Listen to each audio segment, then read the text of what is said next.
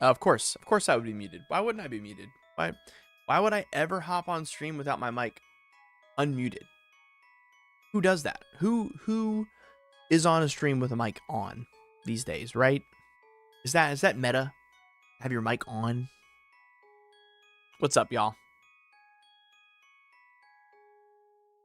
How's everybody doing? My last name does in fact mean Christmas in Italian, Justin. No. Big brain. How everybody doing?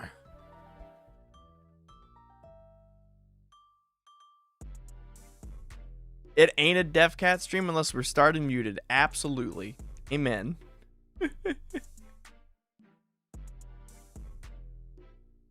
Is muted Def Cat stream more entertaining than with a mic? The world may never know. Or if it does one day, that'll be kind of sad. If I can sit here muted through an entire stream and no one says anything, and they're just like, I'm enjoying this. That'd be some wild work.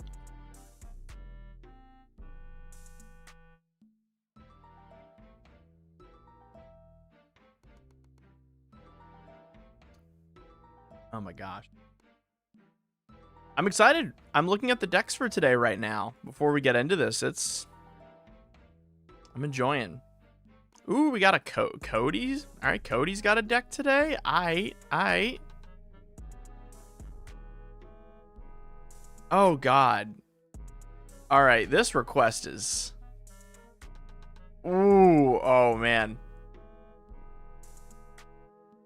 Earl, I'm excited to see if I can do what you asked for in this request. We'll see. We'll have to give it a thought. I'm tinkering with budget upgrades for Doctor Doom. Any swanky ideas for chat? Yeah, I haven't been delving into the Marvel cards in terms of them being the commander. I've actually been enjoying figuring out what 99s they fit in the most because, again, 250 new legendaries. Yeah, that's rough.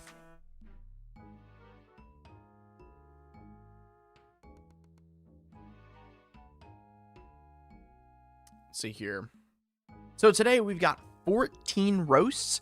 If you guys are on the Patreon and you are in the website, if you have not submitted a roast, make sure to go do so. What's up, KB?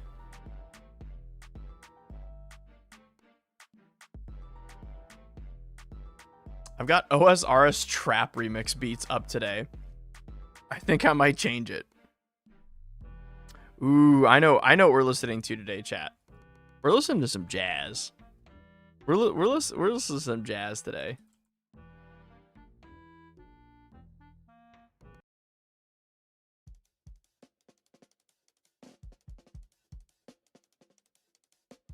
Ooh, Justin. You win the purchase of the month, my friend. Full art Y'shtola? Heck yeah. Did you get a foil or just a regular full art?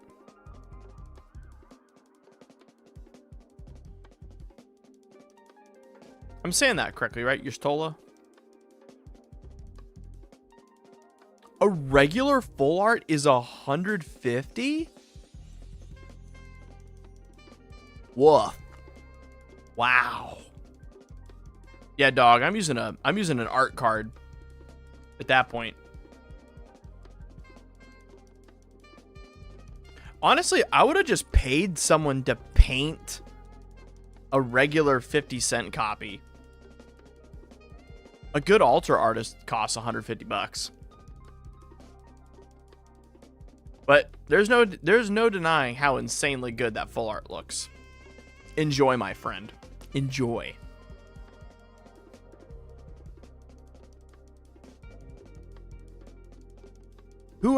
By the way, whoever decided on Y'shtola's card design to remember to give her vigilance, very smart. Like, her having vigilance was, like, really important, in my opinion. Also, I just realized all my lights are set to cold lighting, so I look really pale. But this is what happens if I change it. Oh. Wait, it fixed itself. Oh, wait, if I... Wait a minute. Chat. We're going to fix the green screen by just using lights today? Huh. Huh. Yeah, my green screen looks different. Weird.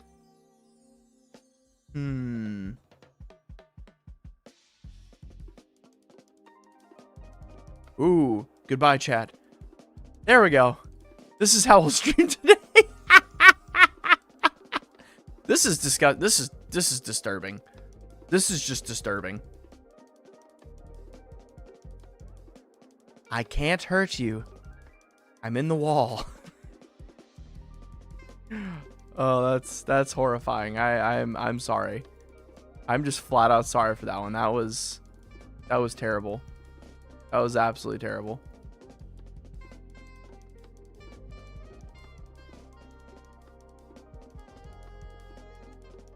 Ghost death. So this is what we're gonna do. Ready? We're gonna do this part of the green screen, right? Right? Not bad, not bad. You ready? Watch this, chat. A little streamer logic for you. I'll properly green screen only the left side, right? All right, the left side's looking good, right? It's not bad. It's not bad. It's pretty good on the left. And then we're gonna properly green screen the right side now.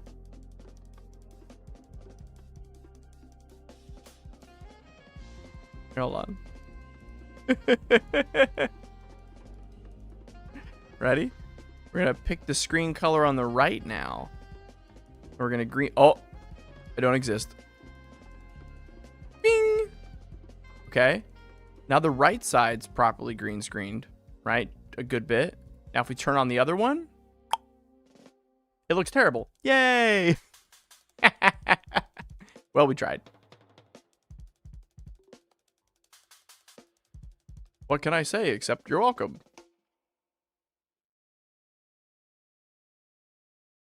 What if I just choose this random color? Oh. No. No. This is terrible. This is actively worse. I look like a staticky ghost. A Duskborn special guest card. Static foil. Alright, we're done with that. That was silly. I wonder why my green screen's not working so well today. Odd. Very odd. Yeah, it's kind of like flickery. You see that? All over. Alright, that's it. We're blasting the lights.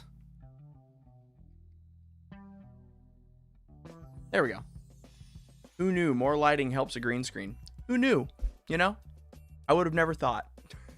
Quick, friendly reminder that everyone here is awesome. Sad Stag. Oh, wait a minute. Wait, Sad Stag, did I talk to you recently on Discord? Is that where I met you? Did I meet you on the RuneScape Discord? I did. Big remember. Remember Sad Stag. No one knows yet. No one knows. Secret. And we are staying hydrated. Hundo percento. Little green screen hydration.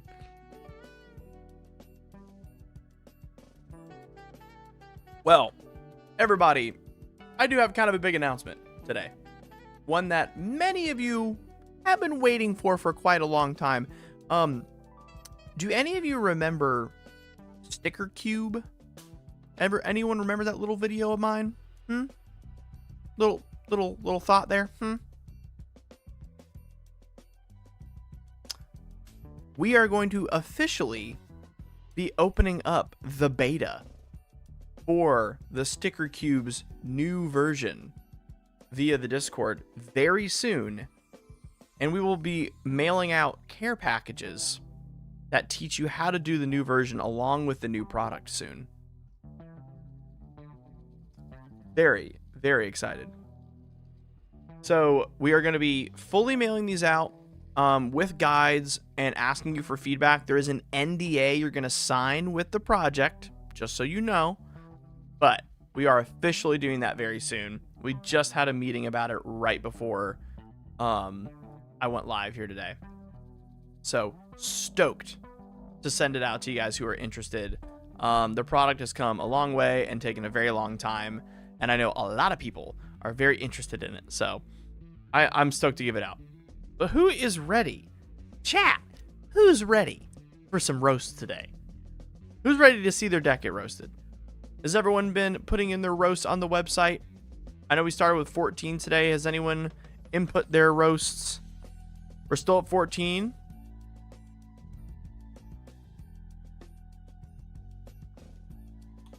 Sad Stack, I appreciate it very much. I'm glad you're enjoying.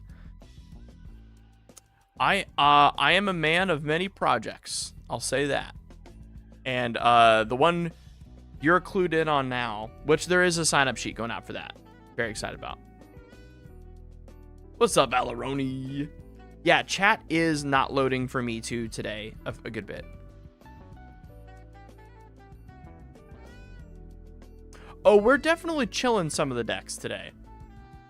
We're not roasting some of them. I have literally the first one we're doing today. Literally, I'm asked to make the deck more friendly.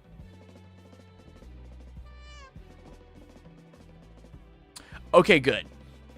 This will be a great introduction. What we're about to do. That's awesome. One of the first things I'll show you guys. Do I have it on me? I do. I might show that later, actually. Yeah, absolutely, Valeroni. Please do. If the website's not loading, yeah, please do. So, ladies and gentlemen, we all love Magic the Gathering. We all love our enjoyment of the Universes Beyond commanders. Some of which, if we gotta be honest with each other, some of the cards in the Universes Beyond sets are a little broken. Just a little bit. I want you to guess, without having any prior knowledge of what I'm about to say, ladies and gentlemen, what commander from the last year or the last 2 years of Universes Beyond set normally can't be played casual? What is the one very popular commander from recent, for the last 2 years of Universes Beyond sets that people have a struggle making more friendly? Can anyone guess?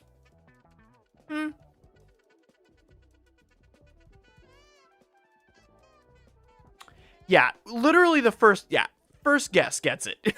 Today, everybody, our first deck of the day, VV. We're going to be doing this for Earl, and I'm going to get a Moxfield showcase window up here. That way, you guys can see the card we're talking about as we talk about it. Is this the right one? Nope. There we go. We're going to be talking about VV, everybody. we're talking about VV. I know. Shock. Absolute shock. Why would we ever talk about VV? In this economy? No. Okay. Let me get the face cam set up here. Normally, I'd be playing RuneScape in this little cube here today. I'm going to focus today. I don't have any AFK activities to do in my Iron Man right now that I want to do. So we'll just be doing our normal thing. Okay. So, what does VV do?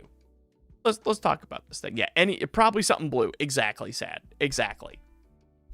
Like on the nose, in fact. Let's break this down. Let's have a Jesus moment, okay? What makes VV actually busted is not the activated ability. I said it. Okay, I said it. VV says for 0 mana, once per turn, you can add X mana in any combination of blue or red, where X is VV's power. Activate only on your turn, once each turn. Everyone thinks VV getting all this mana and free ramp is truly what makes it broken. The reason it's broken is whenever you cast a non-creature spell, putting the +1/+1 counter on it, and then it deals 1 damage to each opponent. Remove one of these things, either giving it the counters or it dealing damage, and this would have been balanced. It would have been totally fine. But Vivi turned into Thrasios Plus, basically, because it's both the outlet and the generator, right? This is outlet and generator. You can't do both and it not be broken. It can't make you mana and be the way you spend your mana. It's gotta be one or the other, man. Philip Venom, what's up? Goku Dragonheart, welcome. We are currently trying to chill out a VV deck and make it more friendly, if that's a thing or not. We'll see. So, genuinely speaking, if something is both the way to make mana and the way to get use out of mana, it's gonna be really busted. And this is the way a lot of Magic design has been recently. I don't know if you guys have ever heard of the podcast Distraction Makers. They've been talking about this, design within the game more often lately, and how, in a sense, it is, detrimental in a few ways, right? But it is also not fun. Does that make sense? Like, it's insanely fun to play cards like this. Insanely fun. Longshot is basically Diet VV. Yeah, exactly. So, let's look at this. First off, we are doing Wizards Matter and Shamans Matter, which is awesome. This is a lot of creatures for a VV list. Like, a lot. So this, in and of itself, already helps make this deck a lot more friendly. Right now, it's considered bracket 4. It's definitely not. It's definitely bracket 3. And it's only one game changer on top of that. It doesn't even have Breach. Does it have Will of the Jeskai? No. Does it have Past in Flames? No. So, any Spellslinger list, Kuja, Vivi, anything like Rao, anything that pings and does damage as you cast spells, if you give it Past in Flames, if you give it Will of the Jeskai, that deck's going to be bracket 3 almost no matter what you do. It's just going to be nigh impossible unless you actively try to make a bad deck. It's going to win. And so the best thing to do with a VV list to make it more casual is to effectively misuse one of the resources. We're either going to misuse his power to make VV what we're swinging with, or we're going to misuse the mana by casting big fun things. I think the best way to take a list like this is push harder into very large fun spells that are only what I just said. They're just large and fun. I think a good casual VV list does not have Ophidian Eye. If you're in bracket 3, if we're trying to make it more friendly, we gotta release the Eye, and we have to release any 2 mana or any 2 card combos. Misuse VV or put her in the 99, right? So right now, the good thing is you're not running an overabundance of red card draw spells, which is how you actually make this deck like total BS cracked. I made a VV bracket 3 list for a friend recently, and he's new to Magic. He's been playing for 4 months, maybe? Dog, he's not lost a game. He's played 6 games with this VV deck I built him. No one should have a 100% win rate at 6 games in as a new player. But he plays with other new players at bracket 3. It steamrolls every time. Like, it's nasty. So, realistically, what I think this deck needs to do, and Earl, I think you can understand me when I say this, I think it has to have big, dumb, fun cards that don't make you bored to play the deck. and are genuinely fun, I'm talking like giant, massive sphinxes. Not sphincters, sphinx. So we're talking like 8-9 mana giant sphinx, you know, in like dragon cards that are fun to cast and do big things, but don't synergize. But still do fun things. Like Astral Dragon, 8 mana. When you attack someone with it, you make a roll. You roll a d20 and make that many 2/2 flying drakes. It's still a win con. It's still good, but it doesn't make use of the busted part of VV. It only makes use of one thing. And then, if you find yourself really enjoying that route and big creatures because of mana, because of VV, add in the Ozolith in your artifacts. And then whenever VV gets removed, you can move those +1/+1 encounters over to your dragons and Leviathans and Sphinx. So you make VV a way to, 1, make mana, and then 2, put +1/+1 encounters onto your other big creatures. That would be the best way to make VV more casual and more friendly. But if you want to stay Spellslinger and you are enjoying the spellslinging aspect of it, I would remove Niv Mizzets. I would remove Stella Lee. I would remove Ophidian Eye and Leyline. And I would add in... I would also probably remove possibly Hullbreaker Horror. Sorry, that's the last thing I would say. Yeah, probably Hullbreaker Horror. And then replace...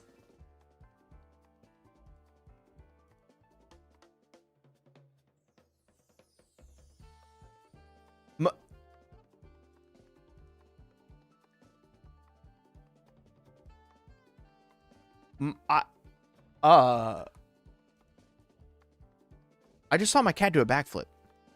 I'm sorry, I don't... Okay, all right, yeah, sorry. Back to Magic. Is he good? Is he okay? Huh. All right. Huh. Yeah, all right, my cats are fighting. I don't know what just happened. It was like an explosion off to my right. It was like very intense.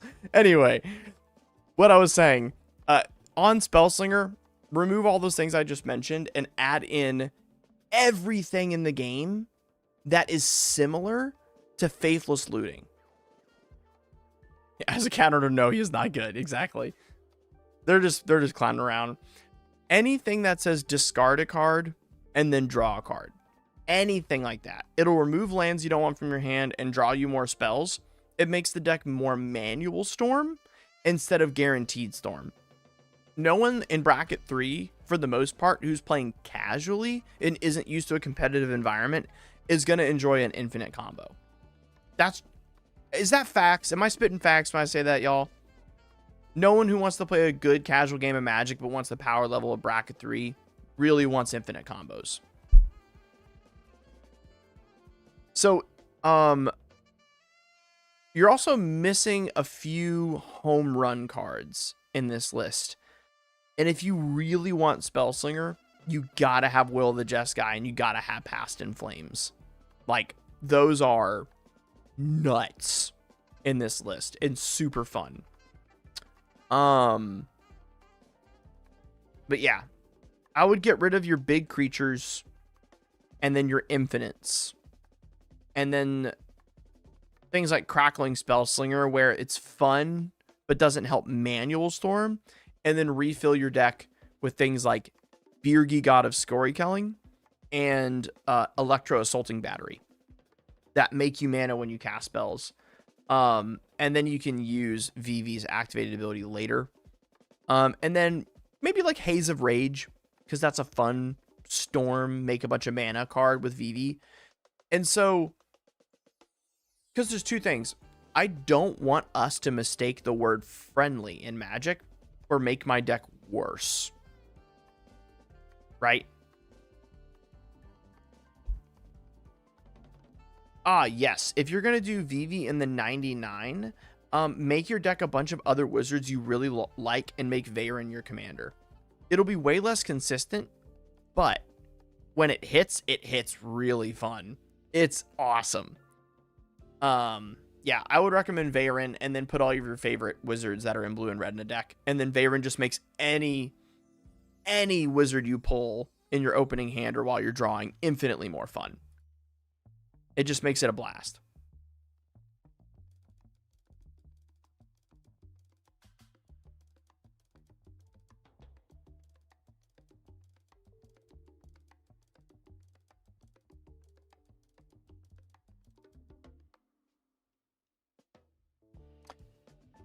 Yeah, but I genuinely believe that making something more friendly doesn't mean having to strip your commander of its health. You know, like we're not sitting here trying to make sure that it doesn't win or it's softer on your friends.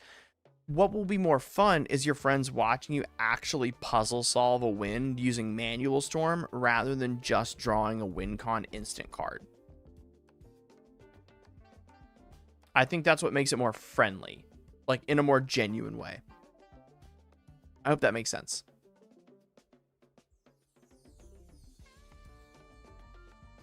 Awesome. All right, Earl, let's move on to our next. And it is for the Fizz.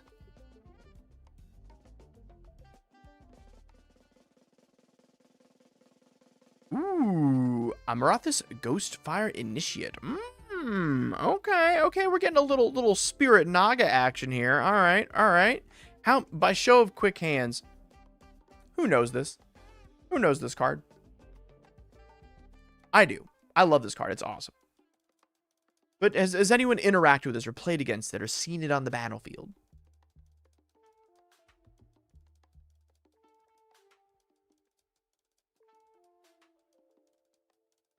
Because it's rare. Let's be real.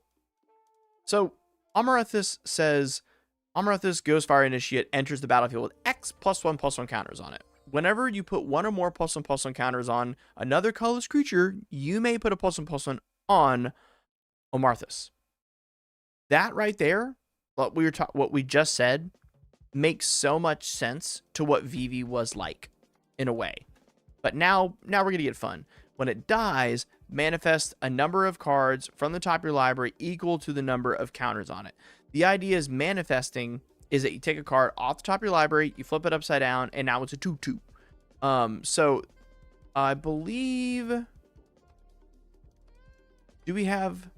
Yes, an Ugin here does manifest as well. It says exile top card library face down, look at it, create a 2/2 colorless creature token, and when the token leaves the battlefield, put it into your hand. Put the exiled card into your hand. It's very fun. So, with this being a colorless deck, we're going to check it for what I would consider the fun type of BS to do. So this deck is considered bracket 3 according to Moxfield's little play thing, but it has no game changers. But a lot of colorless decks don't need game changers, nor are there that many in colorless to really care about. So let's give it a look. We're at 21 creatures. Okay, solid. All right, BS Fun number 1, Foundry Inspector. Number 2, Liberator. Solid. What else we working with here? Oh, yeah. The asymmetrical, racist board wipe. Each player sacrifices all colored permanents.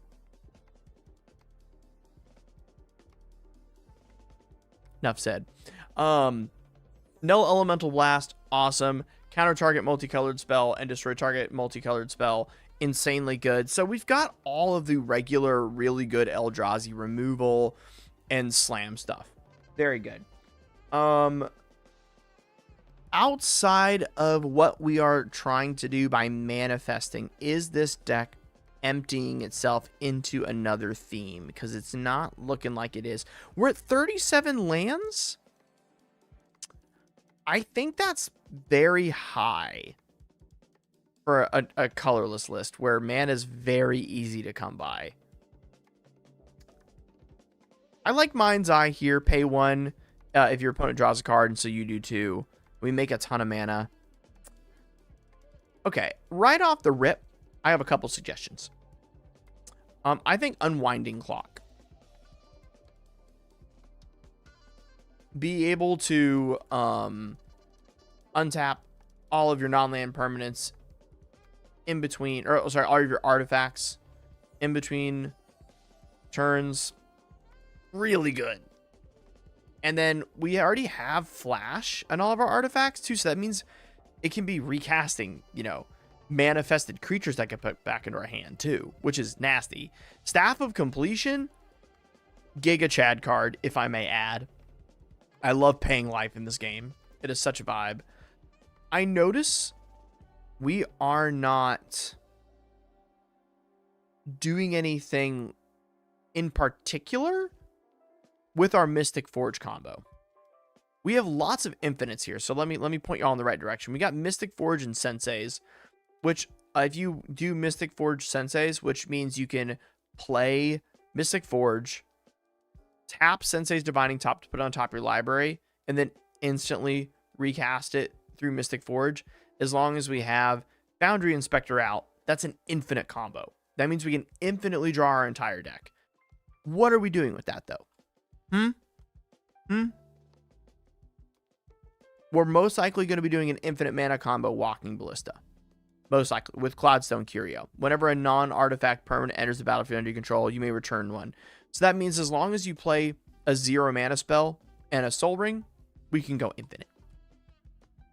Sad Stag's asking, what's the difference between bracket 3 and bracket 4, min-maxness, and could you please point out a game changer when it comes up in the future decks? Absolutely. So, the game changers will be listed at the bottom of the screen in Moxfield when you hover to them. Let me show you a different screen here. Oh, hey, it's me. Hello, me. It's this right here. At the bottom of a screen like that.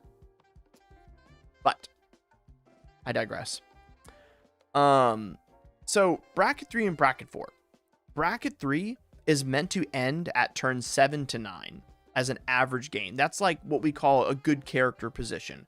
That when you show up to the game, you're not expecting to close out the game with an infinite super fast. You're here to game, have some fun, but you're also good at the game. The deck is fairly optimized. It's not fully optimized. It's just centered around a central theme. You picked cards you like, and every deck is in the deck intentionally. Nothing's just thrown in there. You get 3 game changers. The game changers come from the game changer list, which can be found online, and you can only have 3 of them. And these are cards that, just like their namesake says, fully change the game. That once they're played, everyone is now forced to deal with them. They are so effective, and they are so big within the game. So, effectively, what we're looking at here for this deck, it's categorized as bracket 3. There's none in it. I'm going to assume this is meant to be a bracket 2 list based on what we've seen so far. But this deck does contain infinites. And it's not doing an insane job at making them like easy to pull off, but they do exist. So without knowing the target that this person had, without exactly knowing, hey, DefCat, I wanted this to do blank. I'm going to give us a directive here. I think we're going to try to make this deck more casual, bracket 2. And I would say you just need to remove Senseis. Now you don't have an infinite. Senseis is also one of the most high skill and time intensive cards in this list that will easily break the game. Very easily. I believe what makes this list something enjoyable, the Ozolith. Passing around all those +1/+1s are going to be getting from our commander. We're going to be manifesting a lot. And I think what makes this list more fun would also be adding the Karn that resets the game. I know that sounded like an oxymoron sentence, but it gives the table something to stare at. You know, it gives everyone this chance to go, hey, that'll reset the game. We need to deal with it. And it's a nice attention target to stop people from messing with your other stuff. It's very fun. The Stone Coil Serpent, again, fits in really well with Amarthus in that way, because we're also going to be able to still swing with big creatures, and it is able to have unblockable, because in a way, it's got protection from multicolored. So most people's commanders, they're multicolored. Most people sometimes only play their commander because the rest of their deck is spell sling or something else, or they don't want to block with the other creatures they have because they're a part of like an engine, like the last deck we looked at with Vivi. So that is also a good part of it as well. But what questions do you guys have for me with this? Now that we're talking about making sure that we're kind of scaling that back, because if we want to swing, if we truly want to swing, we probably want to get some more equipment cards in here. But right now, this feels like a awkward artifact creatures list that can swing, isn't optimized to swing, can put plus one counters on it, but isn't trying to do anything broken with it, and so happens to have an awkward combo. It just kind of has this random infinite, you know, inside of it. My cat just disappeared behind my desk. And on top of that, it's using things like Manifold Key that would normally untap a large amount, you know? Deck lists can be roasted on my website. You just got to join the Patreon. We do these once a month, and then we also review people's decks that I make for them. So the decks we're looking at today were all submitted by patrons through my website and through my Patreon. So Manifold Key wants to untap something that will make it more mana. And the only one I'm seeing here right now is Thran Dynamo. There needs to be a Eldrazi Monument or something of the sort that makes 3-4 colorless mana. I would definitely suggest that. And you can replace a land with something that big and it be more beneficial to your deck. I would just replace wastes, to be on, like, to be completely fair, with larger artifacts like that. I think that'll help a ton. I would definitely replace the Senseis if we want to keep it more bracket too. And I think after you take away 3 lands for 3 more larger mana rocks, and then you take out the Senseis, you can kind of self-reflect through the rest of the thing of, okay, what things in here were really just helping me pull off this combo? And then I can replace those cards with good artifact equipment cards that'll help me smack in with my creatures better. Because built-in card draw through Manifest with Amarthus is awesome. It would be even better if you had a way to sacrifice Amarthus, because it says it needs to die to do that. It says when it dies, you manifest. So having a sacrifice outlet as well, something like Altar of Dementia, you know, or Ashnod's Altar like you have here, I would say at least one more, like, sacrifice, you know, something to sacrifice with would be really solid. And then you'll be at a place where you can have more mana available to you, have more explosive fun turns, and the game doesn't end just because you went, Sensei!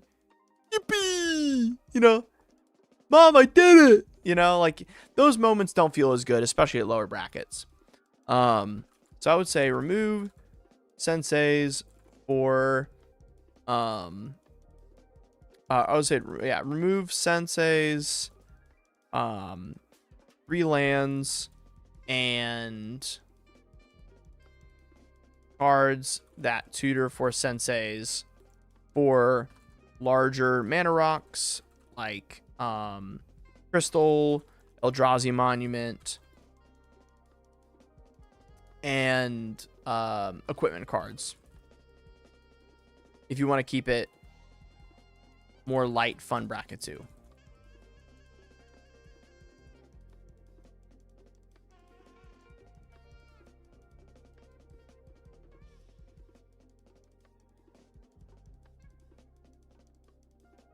The big cat. What's up, Justin Brush?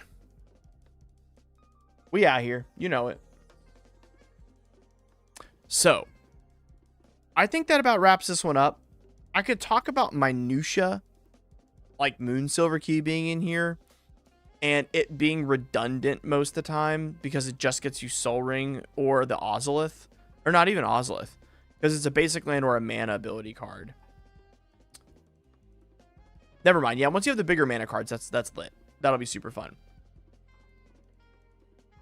Yeah, that's good.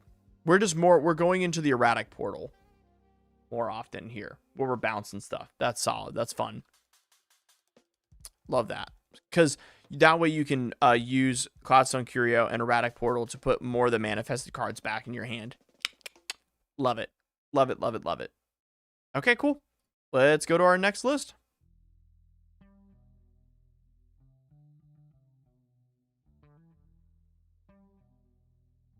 Oh no, this person's deck isn't supported anymore. Sag. All right.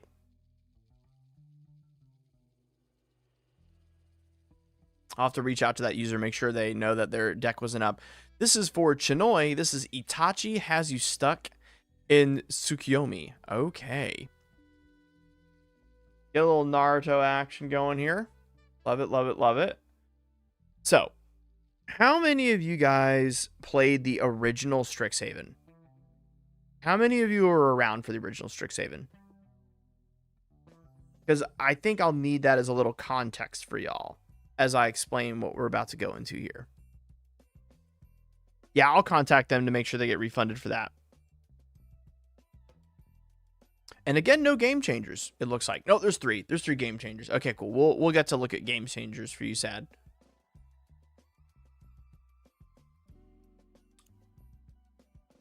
So, in 2021 is when Strixhaven came out, or is that 2022? Original Strixhaven, whoops, Haven came out in 2021, April of 2021. I was right. Okay, good. So, in April of 2021, what was going on in the world at the time? We were still masked up, right? I remember going into the game store, and I had just started working on Shuffle Up and Play, the professor's show, and people in my LGS, you know, knew me a little bit as a content creator at that point. And my neighbor owns the store, so he brought us in and was like, hey, we're going to play all the precons early. And I'm like, dope. We get to play everything before it's released. That'll be fun. And I got to play the Orzhov list from the original Strixhaven, the one with Brina in it. I made a whole video about it. It's one of my most popular videos. You guys may have seen that one. And Killian, Ink Duelist, his original card was in it. I really liked the character and was really looking forward to seeing, you know, what they do next. Of course, he's very popular. They made him one of the, you know, big commanders everyone wanted to play. So, let's look at what he did versus what he does now. Whenever a champion you control enters, tap up to one target creature and goad it. In what world was a black-white card supposed to get goad? That is a red and green thing. That, like, white has a little bit of goad in it, but that is a very strange thing to give a black-white card. Casting enchantments, totally a black-white thing to do. Goading? Very strange. And then whenever one or more creatures that are enchanted by an art you control attack, draw a card. So they effectively wanted you to make an entire deck about... Yeah, I love and hate this set for this reason. Exactly. They made a deck about enchanting other people's creatures. It would instantly goad their creature. And then you get to draw when they attack. And it's not white-red? It makes no sense to me. Red has so many enchantments like this. This should have been Mardu. This deck, 100% through and through, should have been Mardu, but everyone loved Killian so much, and he was already Orzhov, and they're locked into it, that they made him black-white. So as a result, this deck plays very strange, because realistically, let's look, okay, I'm going to guess, we're going to be at 21 enchantments. No. I'm going to guess. So, okay, well, how many creatures are we at? We're at 14 creatures, 1 commander. Realistically, this deck should be at like 34 enchantments, like 34, 35 enchantments, because you want to make sure you have at least 2 in your opening hand that you get to play with. I'm going to guess we're going to see the best black and white has to offer with enchantments here, and we're only going to see like 26. I'll say 26 enchantments, but let's see if I'm right. Like 25, 26. Ooh. I've not seen that idyllic tutor art. That's so cute with the wanderer. All right. 23. We're at 23 enchantments. Okay. Okay. So even less. Wow. I said 25 to 26. Jeez. That's crazy. That is crazy. Wow. And some of that are even, oh, okay. Okay, props to this. I would not have thought of Animate Dead. That's awesome. Reanimate a card in any graveyard and then goad it. That's awesome. That's cool. That's pretty sick. So, Dark's Mutation is a bit of a non-bow in a way, because it's not going to let you card draw with it. Like, it'll still attack as an 0-1 and dud it, and you still draw a card now that I think about it. Never mind. That's not a dud. Yeah. Dang. Oh, gosh. Oh, that's disgusting. That's disgusting. Yeah. Yeah. Yeah. This deck just gets to do disgusting things, but if it was Mardu, it would be so dope. It would be so cool. Well, let's get to the actual building of this deck, shall we? So here's one of the game changers. This is Smothering Tithe. If you don't know about this already, guys, one of the Smothering Tithe cards is now like obscene priced. Let's look at that real quick. Let's come over here to my other screen. Oh, boxed out there. I know all my stream overlay stuff's messed up here, but let's just look at this real quick. We're not at my office today where I have my stream set up. Confetti Foil, Smothering Tithe. Will that look up? Oh my gosh. Cheapest one you can get is $2,000.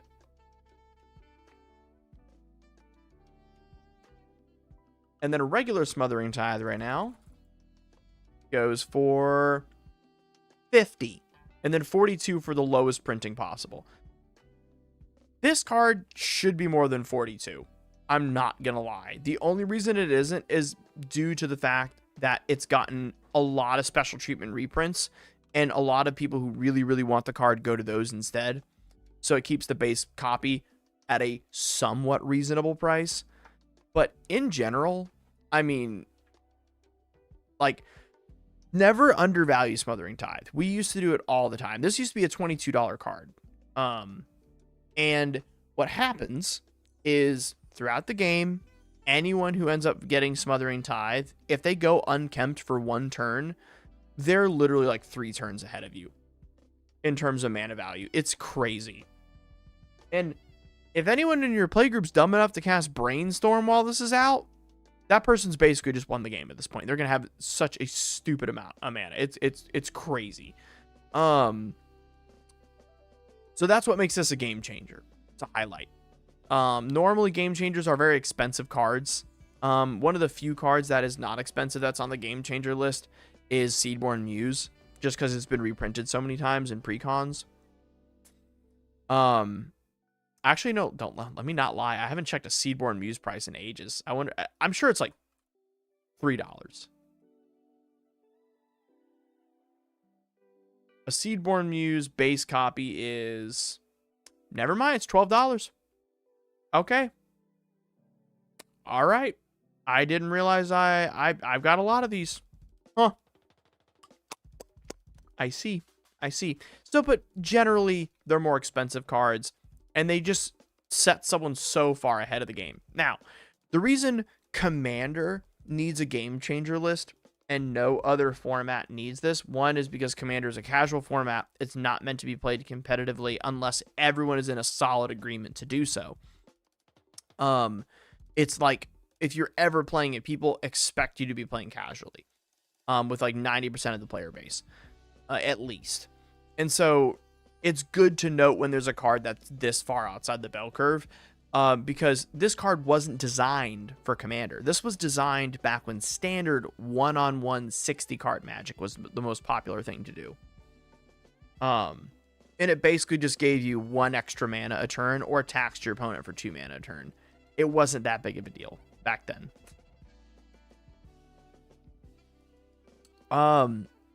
The other one is Serra Sanctum. And a lot of people know this. Most game changers are game changers because they make an insane amount of mana. That's normally what defines a game changer. Does it give you an overwhelming resource, or does it deny an overwhelming amount of resources? Serra Sanctum literally was going to tap for an extra mana for every enchantment that you control. The weird part is you're not going to control half your enchantments in this list, so it's not as good as a normal enchantment list, but it's still an awesome card. The art is just incredible. So going into what I would do with this deck. Okay, first off, ooh, look at these arts they chose. Ooh, sexy. Love it. Yeah, the arts are awesome. Really happy with their art choices. Okay, I take it back. No, I wish I could change that art. No, God, please. Oh, jeez. FSBR, of course I take commissions. Absolutely. If you go to the Patreon, you can get yourself a fully custom deck by me every month for $50 a month, or you can just make a one-time purchase, and then I show them off here on stream. We stream 3 days a week here on the channel, as well as, I'm going to soft announce this now before I announce it to the Discord guys. I just hired a new editor. Any deck that you guys send to me that I make you is going to be featured in a video every single Friday. Weekly. So, very excited that I just got to do that. That takes a lot of stress off my plate. You guys get more content. And I get to go do a little bit of a side project that I've been cooking up. Yes, black deck with no Spymaster's Vault. I love the callouts. I love it. I'm enjoying the Arden in this list. That's spicy. Are you guys familiar with Arden? At the beginning of a combat on your turn, you may attach any number of auras or equipment to a target permanent or player. What a cool, interesting use of the card. Everyone uses this card to make their commander or their favorite creature in their deck huge by attaching all their armor and equipment to them. But you're using this to like be like, that guy! Get and goad one of their creatures. I love that. That is big W. Big W on that. I love the use of this card in this list. Super interesting, super fun. This list is missing a couple like standout awesome cards it needs to have, in my opinion. You gotta have Brina in this list. 100% Brina. I would 1 billion percent. This deck has a strong need for less lands. 39 lands is way too high. I would say definitely Brina and go down to 35 lands. It already has so many things. The next thing is that we are not looking at enough enchantments in this list. I think it definitely needs more enchantments. And we have so many ways to make sure we're drawing cards already. Don't get me wrong, and that's good. But that's kind of double dipping. You know, we're trying to use Killian to draw cards by goading people with enchantments. I think it's completely reasonable to take out a card like Shram that draws you a card when it enters to have more enchantments. Would I do it? No, because Shram's totally busted. But I think that realm of thought we're in now, not a bad realm to be in. I think it's reasonable. I don't think we're being psychopathic by saying we need less card draw. One of the rarest things you'll ever hear a Magic player ever say. Less card draw. I know. The other thing is, I think we could really benefit from a flawless maneuver. Or any other mass way to protect ourselves. So I would say flawless maneuver, which will give all of our creatures indestructible. And Boromir, if they don't have it. Yeah. Boromir. For protection. And then either a damnation, or Wrath of God style effects to clear the board if you're... Oh, no. No, we don't want that at all. We would hate that. We want creatures to enchant. I don't know why I even said that. Chat, bully me. Less card draw, less lands. Ship it out. No, don't worry. We're gonna refill with what it actually needs.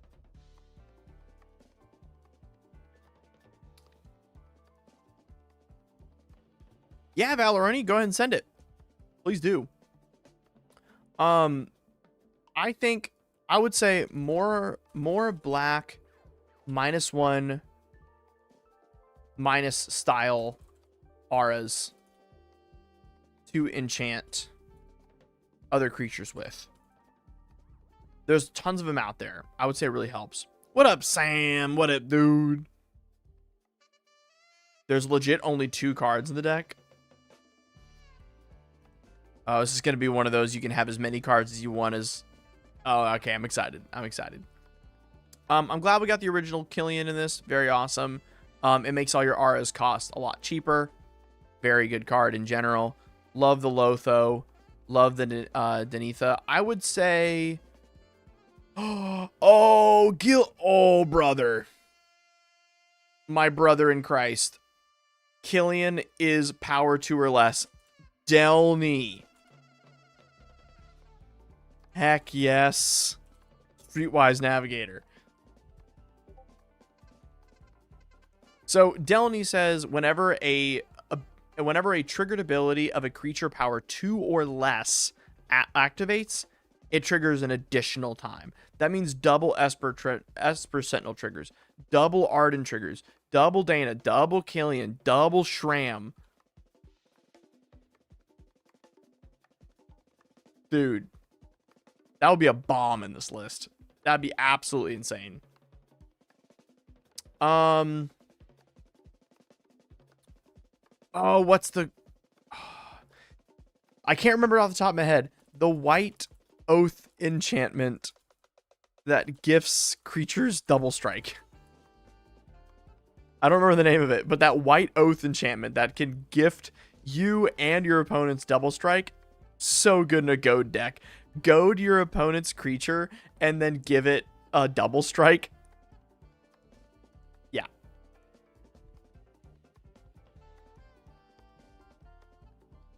Did you ever get the Mana Vault legit checked? I am getting it checked this weekend. I'm excited. Oh yeah, absolutely. I'm sure we'll hit that point. There's a couple cards that I would consider very inspired. Like, they're cards... We had a large talk about this yesterday. Let's fold in on a thought process for a second, chat. Let's fold in on something here. Let's here. Let's talk about this for a second. Chat. There's a difference between a card that makes you excited to pull because it's good and it'll win you the game, and one that makes the game more spicy. It makes it fun. Still good, but it's about being that more exciting, more, I would call it relevant game piece that draws attention. More people need to be less afraid of playing a card that clearly won't work out, but will make the game move on. You know, it keeps the game going. Throughout the day today, I'm going to be looking for one of those, and we're going to talk about it when we get to it. Well, we're going to look through that. But for now, let's see what Valoroni has sent me. Oh, dear Lord. You did not. You did not. Oh, no. Oh, you did not. Oh my gosh. Yeah, you did. Yes, you did. Okay. Okay. Let's get ready here. Get ready. Don't worry, Blandable. Yeah, we'll get to it today. We got another hour and 30 minutes. Let's talk about flubs. Slime against humanity. So, Flub's the Fool. If you're not familiar, you may play an additional land on each of your turns. Pretty based. Whenever you play a land or cast a spell, draw a card. If you have no cards in hand, discard a card. So, otherwise discard a card. Slime Against Humanity says it's a sorcery. Create a 0/0 green ooze token with trample, put X plus counters on it, where X is 2+ the total number of cards you own in exile and in your graveyard that are oozes, or named Slime Against Humanity. So, we are now solving advanced gigamath. If we're gonna do this card correctly, we're about to do a lot of math. So let's get the spreadsheet out. Let's get the spreadsheet out, boys. Let's do this. Let's do this the right way. Okay. Let's get the spreadsheet out. Okay. Flubs equals 7 minus 1. We'll get to that. Don't worry. Flubs equals 7 minus 1. We're math in time. Deck equals 99. Right? Now, Slime Against Humanity equals X divided by 7. Okay. We're getting it? Does that help at all? Okay, let's do our math now. If we want to have our hand to -1, which means we cast the card, have nothing in hand, and have to discard at all times, and we are casting X out of 7, Slime Against Humanities, X must equal an adjacent number. I know this is a lot of math. X must equal 99 divided by 7 equal to the number of card draw cards. So this is Flub's math that we're talking about here. So X must equal 99 divided by 7 to the card draw cards. That sounds like you just pick a number and it instantly equals to it. It doesn't. That's not how Flub works. Flub's a stupid card. Let me calm down. Let me take a second. I'm sorry. We'll get to it. Okay. So,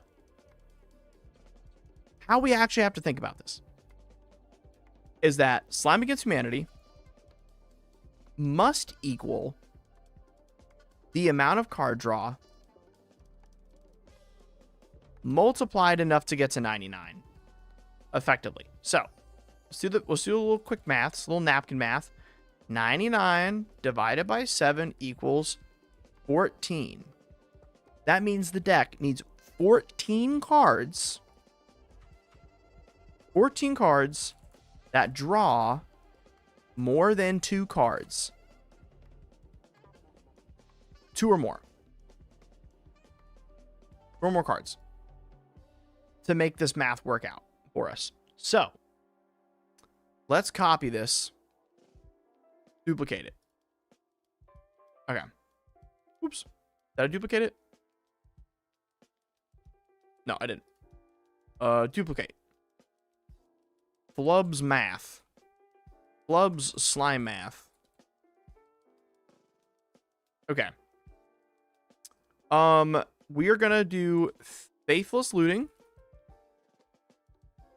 We're gonna do romantic rendezvous.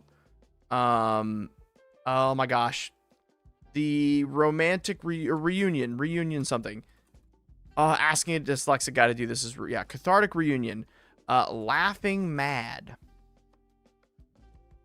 Will of the Jeskai. Wheel of Fortune.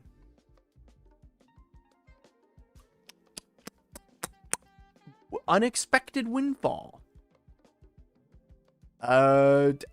Big Score.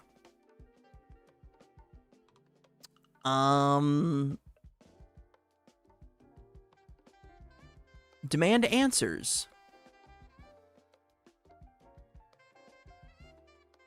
Oh, the one where you yeah, Windfall. Yeah.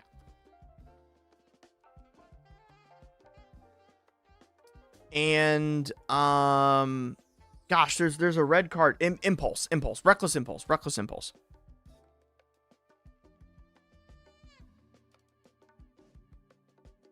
Okay, what are we at? We're at 1, 2, 3, 4, 5, 6, 7, 8, 9, 10, 11. We need 3 more. We're gonna do Goblin. The Goblin one where you draw and discard randomly. Goblin Diplomacy. Right? Is it diplomacy? How do you spell diplomacy? Was it Goblin Diplomats? That is not. No, that is not. Goblin draw and discard at random card.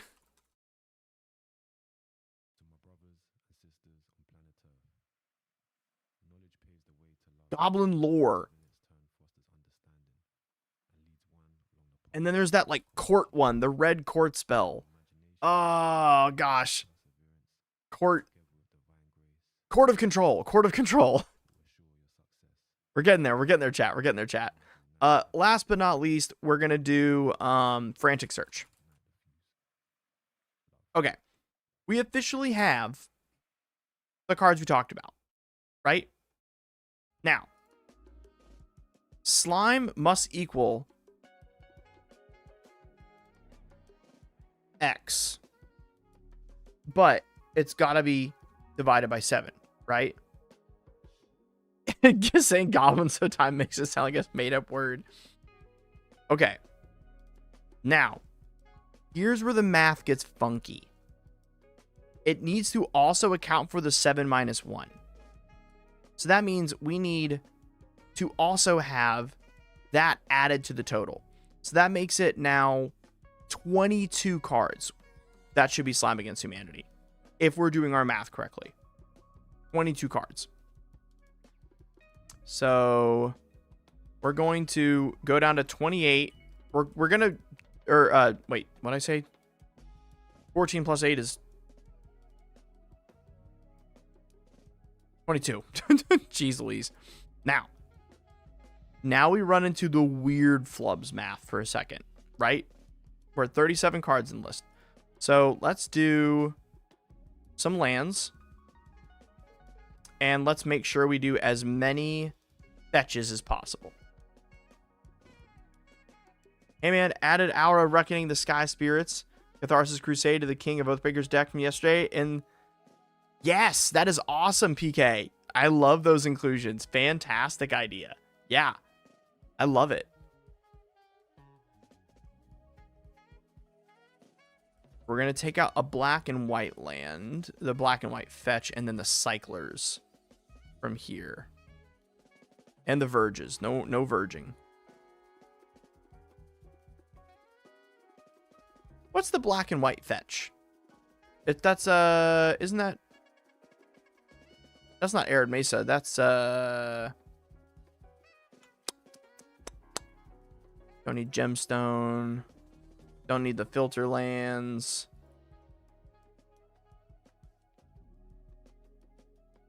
No verges. Sounds like I'm saying no virgin. What's the black and white fetch? Am I dumb? What's plains swamp? Marsh flats. There it is. Thank you. Okay, great. We got one of every basic. We don't need the filter lands, as we said. None of that. I think we're good. We're good. Okay. We got it down to all the lands that come in untapped. Good. And as many fetches as we can to make it realistic. Okay, great, great, great. Yeah, Marsh Flats, yeah. Okay. Now that we've done this, realistically, we can afford the same amount of engine cards within this mathematically as we can afford our cards in hand in opening at 8. So we can do, we have room for 8 engine cards now. That can be exploration. Because remember, playing lands does draw us cards. That's really good. Exploration good. Azusa. A good one. Definitely AC for drawing us cards. We're gonna want to use Birgi to empty our hand. And Electro Assaulting Battery for more mana.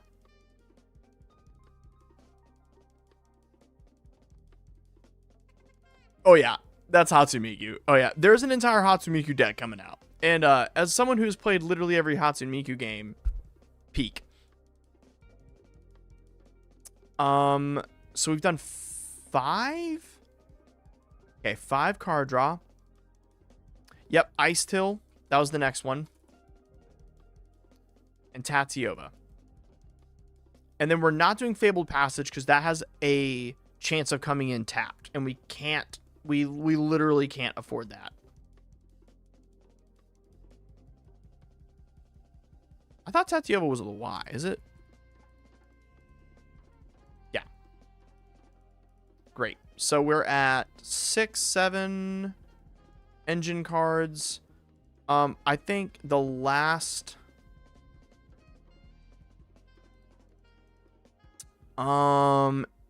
engine card I would suggest would be Iruth. It says if you would draw a card, exile the top 2 instead, which is a combo with flubs. Yeah, Dyslexia Gang. Yeah, because Iruth is our way to win. Now we're able to afford, again, in the same math, 8 cards that can help us gain our engine cards. But they have to be cards that would trigger flubs. So Sylvan Tutor, Worldly Tutor,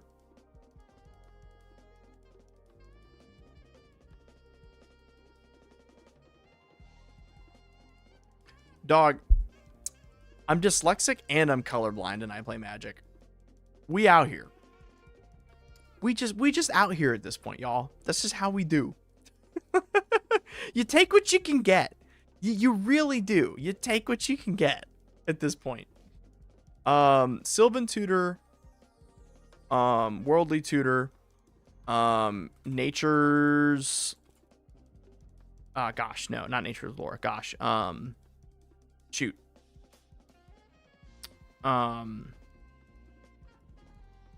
Natural Order.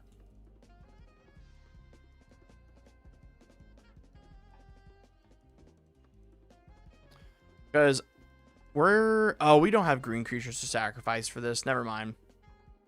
So we're going to go with, now we're not doing Haro.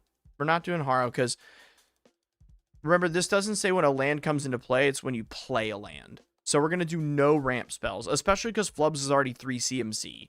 So we're going to be always casting him on 3 anyway. So 3 CMC ramp always gets misused in a deck like this. It helps AC, it helps Tatiova, but we're more worried about Flubs being active. And we want to get our creatures. So we're going to do Ikoria. Invasion of Ikoria, and of course, the Hatsune Miku special. Rockley Waits. Oh man, that is the best way I've heard that described. Oh, that killed me. That's good. That's good. Here, let me make chat a little bigger so you guys can read it a little easier. That's good. I'm using that. I'm stealing that. We're gonna do Finale of Devastation, and then we're gonna grab a. So that's 1, 2, 3, 4 tutors so far. What other 3 do I believe in this much that I would stake my claim as a good deck builder on putting in a deck like this?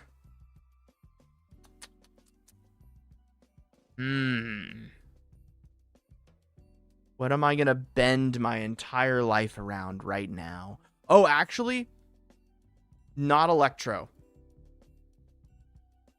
Archmage Emeritus. I think or not Archmage. Ska, Stormkiln Artist. We're going to do Stormkiln Artist. That's better than Electro here, actually.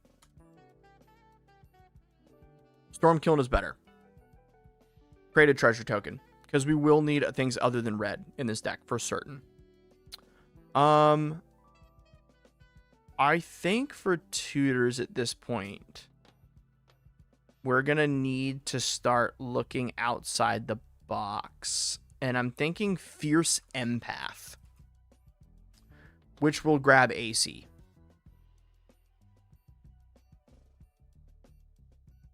Fierce Empath grabs AC for us. It's a dud if we already have AC. Don't want to field that. That's yeah. Yeah, we're gonna go into Mystical Tutor now. We're gonna go grab things that grab things and Personal Tutor. Okay, we're at 6. We need 1 more. Oh no, we're going to 8. Right, we're going to 8. We're going for tutors right now. So 1, 2, 3, 4, 5, 6.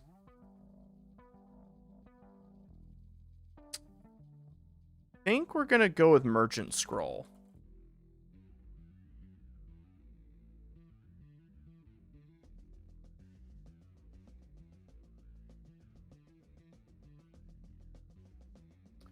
Yes, we are going to be talking about that next. So we're going to have room by the end of our math here. I think we're going to have room for 2 cards. That will do that.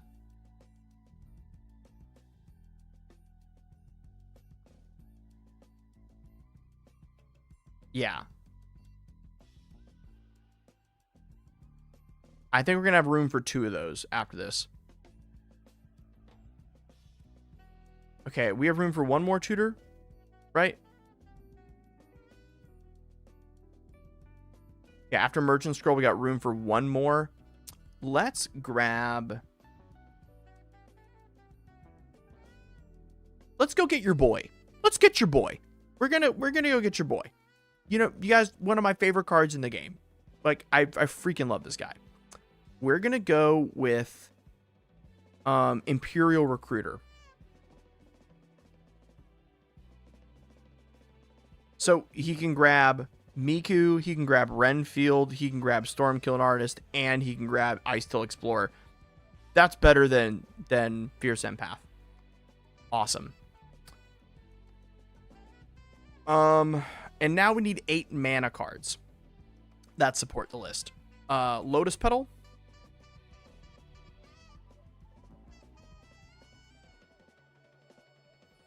Chrome Mox. Mox Amber. Birds of Paradise.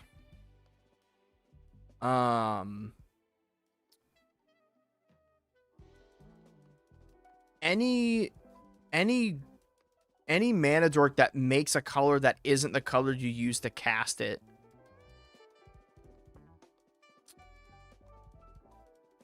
Enjoy, Earl Maid. Have a good one. Have a good day. Have a good Canada Day. As much as I hate Canadians, I'm kidding. Have a great day, man. And we need 1 more land. Sorry, with that math I did out. We need 32 lands technically. So we're gonna go up on forests. There we go.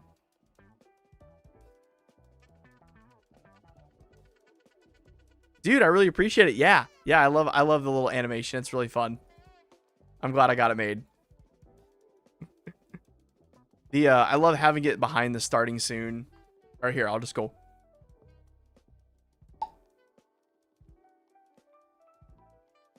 Ah. Goo Lagoon.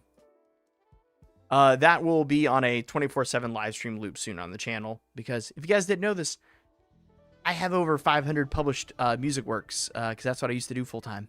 So, yeah. Soon.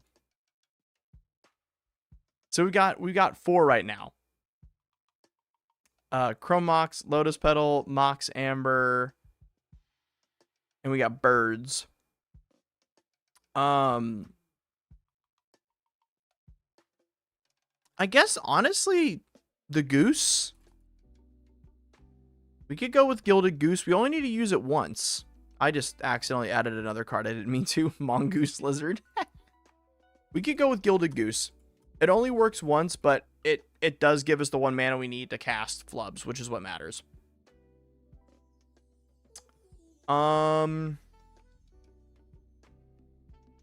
Burgeoning works for me here, because it technically does help us cast turn 2. Am I spelling that wrong? Yeah, Burgeoning. So Burgeoning, Chrome Mox, Lotus Petal, Mox Amber, Gilded Goose, Birds of Paradise. We need 2 more for this to work out really well. Orcish Lumberjack technically fits the bill. Oh, and oh my gosh, Tinderwall. 'Cause after all, you're my Tinderwall. All right, good. Awesome. And then we have room for oh, we're 1 card over. We're 1 card over on our math somewhere. Oh, no, we're not 1 card over. I forgot to account for the fact that there's a freaking commander. My bad. That is totally fine. And now, so Valeroni, for the rest of this, you have 7 flex spots that if you can't fill, you instead add more Slime Against Humanities. You have 7 flex spots on that. And now you have a technically mathematically perfect Flubs deck. Here's the link, my friend. Enjoy.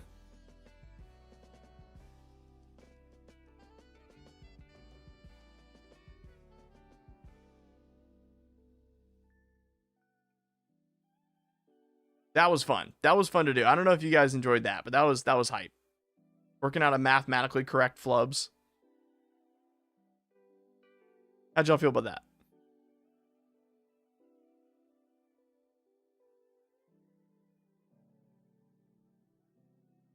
Would I be applauded or booed if this is the first deck I played versus friends? If you've never played the game, this deck would absolutely give you psychic damage. You would genuinely, like, accrue. It'd be a lot to handle. And not only that, you wouldn't really know how to win from the get-go because it's a complicated combo list. Highly suggest if you join my Patreon at $10 a month, you'll get access to my entire deck vault.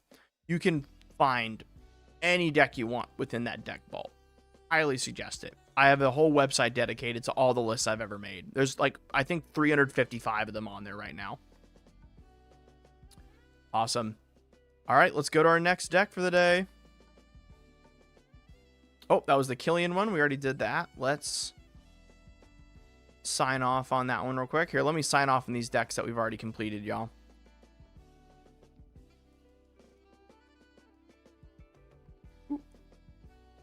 Go.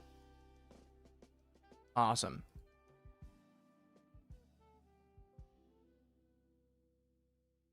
There we go. Ooh, the Fizz, Blood for Spells. Exciting, exciting. I love a good commit to the bit deck. W plug. Indeed. You gotta do it. It keeps the lights on. I do in fact do this full time. You gotta play the Aura farming deck. I traumatized my pa with it. Oh yeah, dude. You guys gotta play the Aura farm at least once. I love that list. That deck was so much fun to make. It was so much fun to make, y'all.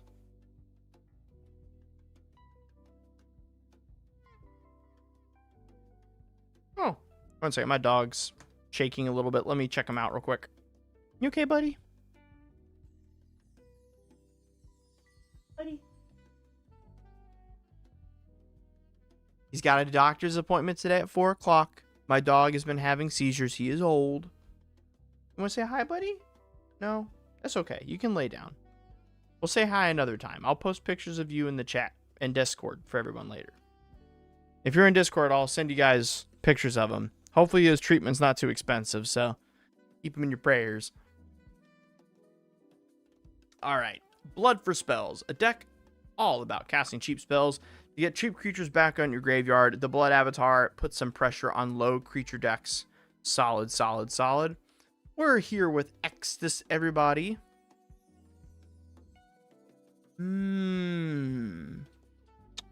Okay. Okay, so we're going for the Blood Avatar angle. And as an additional cost to cast a spell, you may sacrifice any number of creatures.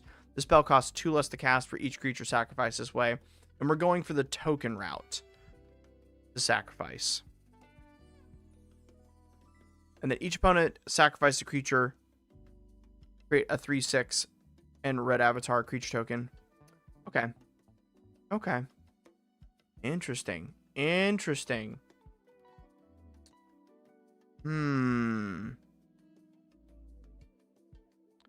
Are we constantly recasting Awaken the Blood Avatar? Because if so, that's hot. We are. Okay. So let's talk about how we make these critters of ours. We have some that do it passively, like Bitter Blossom. And the rest are activated by casting non-creature spells, such as Sedgemoor Witch, Monastery Mentor, Young Pyromancer, and there's one more, right? Is that it? A little low. Only 8 sorceries in 13 instants doesn't give us a lot of time to activate that. We do have Ashnod's Altar, which feels redundant because we can already use the mana to make it cheaper. So Ashnod's Altar feels like a little bit redundant in here. We have Phyrexian Arena, Black Market Connections for our card draw. Skrelven Hive, okay, and Muster, okay. So there's a lot of passive. I'd say we could go down 2 lands here, down to 37 lands. And add in more card draw. And I think we take out Auric.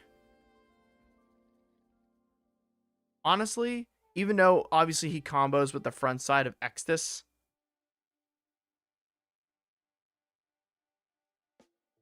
I think you can take out Auric or another creature, or the weird vampire that makes people's artifacts come in tapped, and if they don't, you make a 1/1.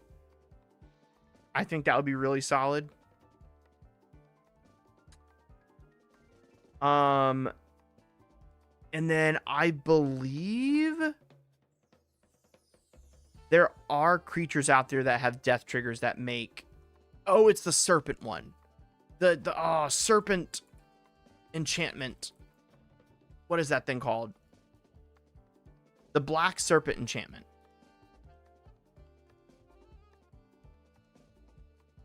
Oh my gosh. Yeah, Ophiomancer is another one as well, but not the one I was looking for. But yeah, anything like Ophiomancer as well would be sick. Sadly, we don't have access to green, so we can't just make like an insane amount of, seed plants, which would make this really easy to pull off. But yeah, I would say vampire that makes 1/1s from Exelon, from Return to Exelon, and Ophiomancer instead of 2 lands. And then instead of Ashnods, do another regular mana rock. Would be super helpful for this list. My slimy flub decks. Nice. Charismatic Conqueror. Thank you. Charismatic Conqueror.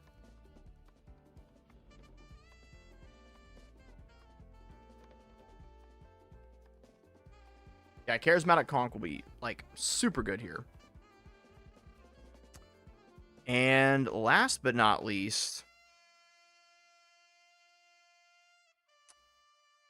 Oh my gosh. What's his name? Vincent. Mono Black Vincent. From Final Fantasy. In place of the Giant Killer.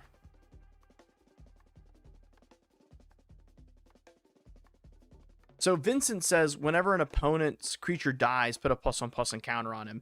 And we're constantly making each opponent sacrifice a creature. Yeah. Super good. Last but not least, I would do the any red double damage enchantments or creatures. Would be super dope here. There's 2 printings? Oh, I didn't even know there was 2 printings for Slime. To me, that's still a brand new card in my head. I'm like, things stay relevant in my head for much longer than I feel like they really should. Genuinely. But this is sick. Recasting Exodus it's a blast. Constantly having to recast him, sacrificing other people, and then building up our army. So awesome. Yeah, I didn't realize there was a secret layer of it. That makes sense. That makes sense.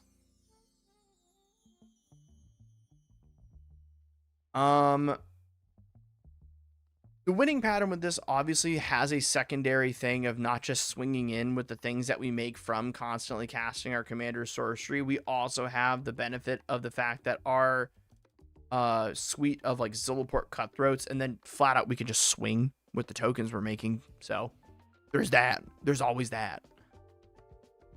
And I like Children of Corliss. It's fun. It's just a fun card to have. I vibe with it. Very nice. Good destruction, good interaction, solid card draw. I think the list just needed a little bit more. Exactly. You can always throw hands. Always throw hands.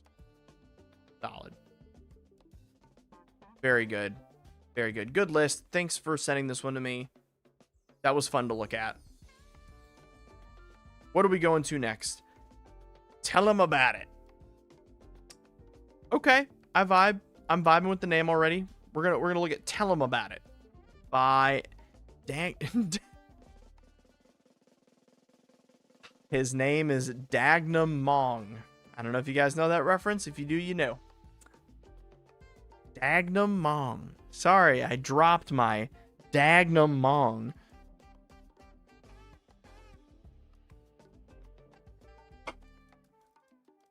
Telegreat Sage.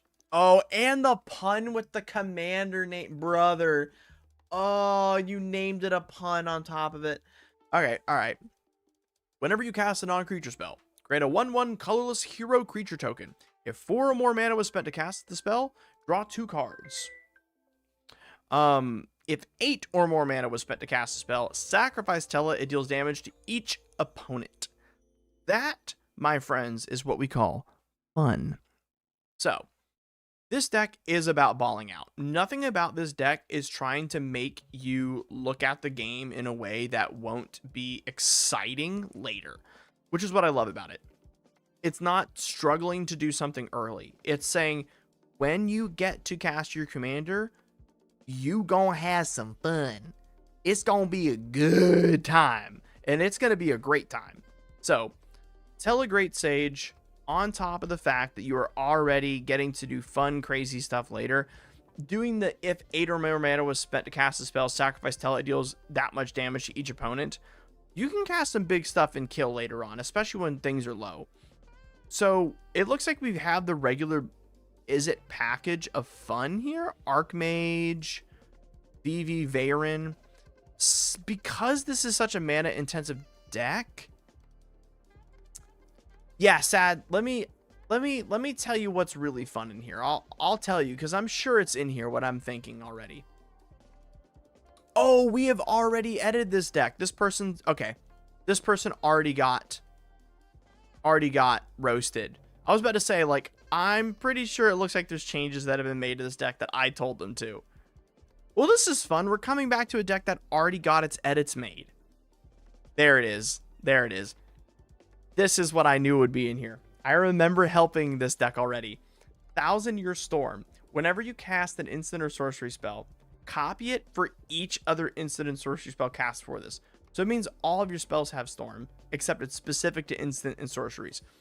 This card is nutty. It's fun. Instantly your friends need to try to kill you. They know it, you know it, and you are going to get to either go nuts with it or get to be the villain. And either way, something big's going to happen and someone's going to have to make a play. But at the same time, it's not a card that means you win the game. Who knows what happens still? Because all you might do is storm Unexpected Windfall and get to see a lot of cards. Or double negate somebody. Who knows? Very, very, very fun card. But we did already edit this list. Thanks for sending it in again so we could look at it. I appreciate it. Looking forward to seeing you next. What do we have next? Wait. It's the same list. What? Oh, it got sent in 3 times on accident. Oh, okay. I see what happened. Okay, okay. I was like, How long do you usually take to make a custom deck from Duke Tier after I submit it? As of this month, you will always get your deck the following month.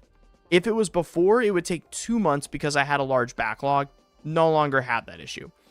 So if you submit a deck this month in July, you're guaranteed it within a month of the day you submit it. So if you send it in July 1st, you're guaranteed to get it August 1st. If you send it in July 17th, it'll be August 17th. And right now we're making sure a bunch of people that are on the channel that already got their decks done, because we migrated over to our website, some people are missing some decks. So we're just cleaning that up right now. Normally back in the day, it was 2 weeks turnaround, but we're trying to add better infrastructure right now. So it's just a little slower. So if you're missing one, please go in the Discord and let me know, and we'll find it for you before next week. We're trying to make sure every single person that has ever sent me a deck before July has their deck by this coming Tuesday.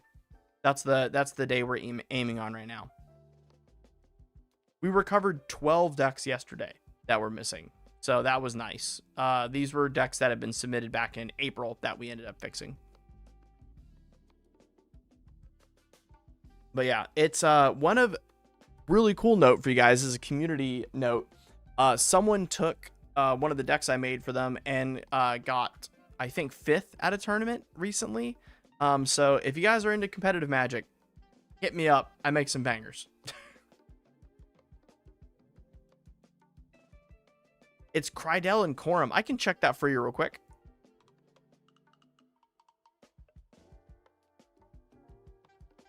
And then Ethan, you're Enigma, right? I got yours right here. Yep. If you check the website, it should say that yours are currently in progress being made. I know. I'm so hyped to be back regularly.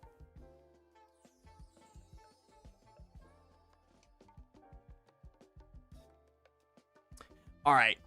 You guys know this list. You guys have seen these kind of decks. Let's make some snakes, y'all. Let's make some snakes. So Yidris, I don't know how to say this card. Extras, Yidris, the Writhing Storm. Whenever an opponent draws a card, except for the first one they draw on each of their draw steps, create a 1/1 green snake creature token. Whenever it deals combat damage to a player, you and that player each draw that many cards. Make a bunch of snaky boys. Y'all, have you ever cast Windfall with Yidris out?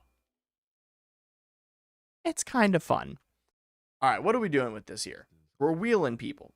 Good. We're making mana with our tokens. Good. We're making double tokens. Good. We're wheeling people. Oh. Oh, that's what we're doing. That's...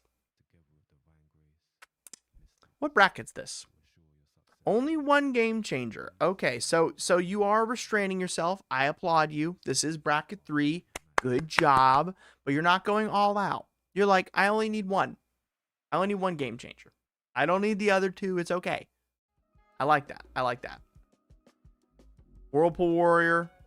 So lots of wheels. Lots of ways to... Do you have impact tremors in the enchantment section? We do. Okay. 35 lands. Solid.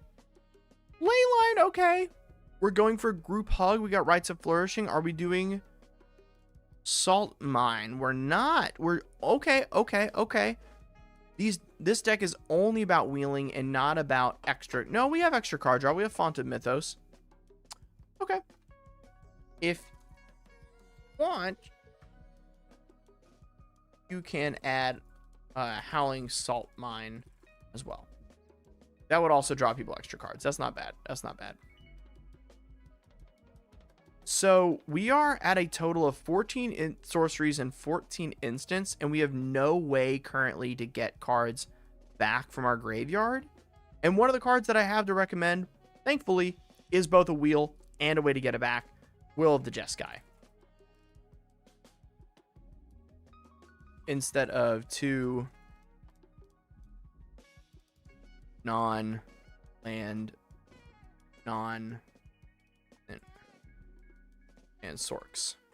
So we definitely want those 2 cards because that'll let us replay a lot of these instant and sorceries we're jamming. It'll also let us wheel us to make even more snakes to keep going.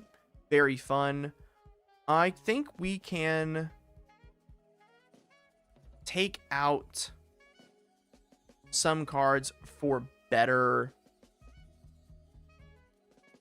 I think we can take out some of this for better ramp, but at the same time, this is bracket 3. But I believe you can take out some of the harder to play or cast wheels for more ramp. Specifically 3 mana ones that get you 2 lands.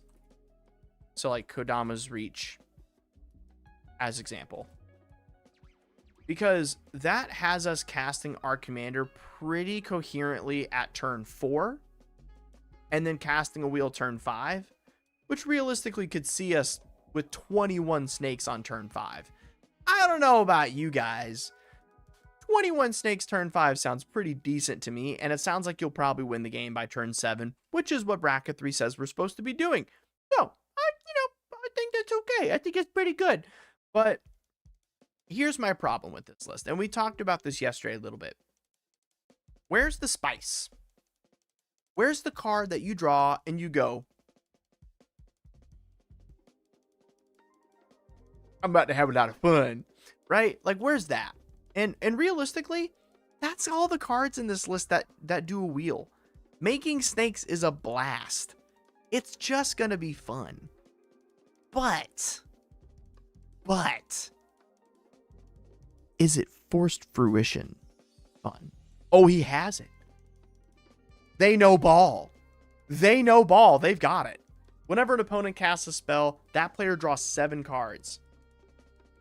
Okay. I'm proud of you. There you go.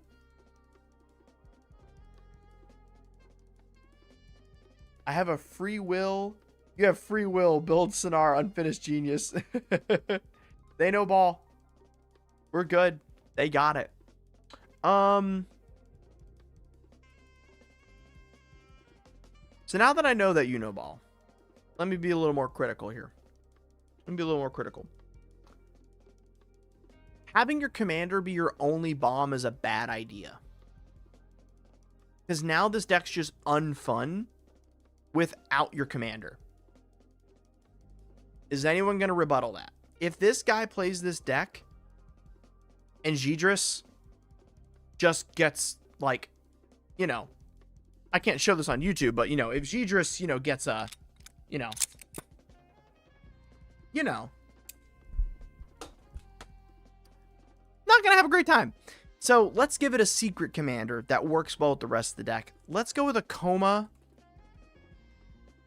Cosmos Serpent as an extra, as a backup commander.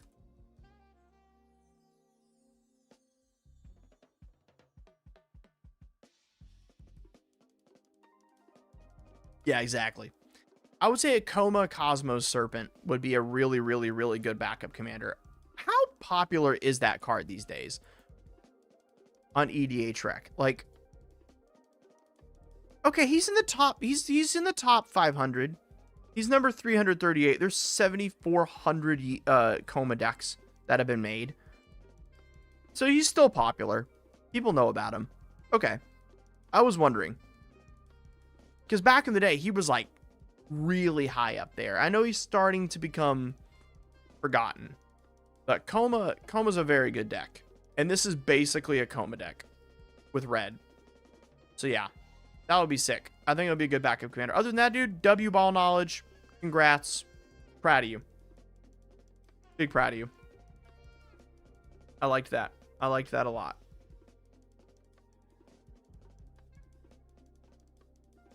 What happened to my submissions page?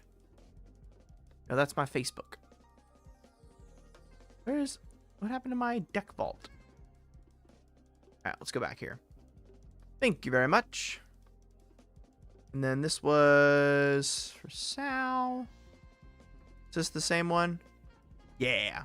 Wheel with no deal. I didn't even read the name. That's awesome.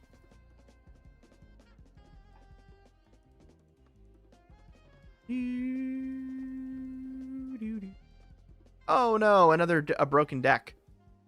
Darn. We will contact that person. Zedris. Is that how you're saying? Zedris? You stole a precon edit. Okay, solid. All right, someone asked the question. Y'all know what I'm about to do. Someone asked, what role do I play in League? Give me 2 seconds.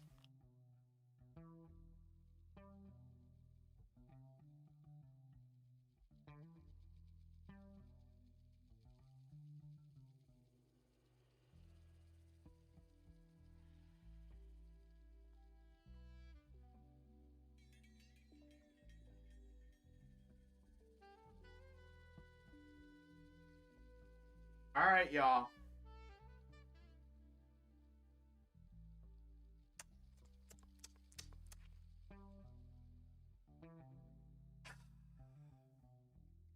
How long have I been playing League? What do I play in League of Legends?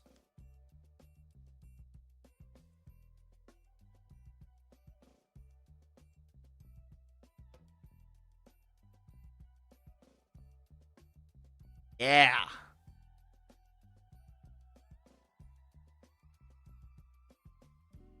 Brother, let me tell you a little something. I've been playing League of Legends for a little bit.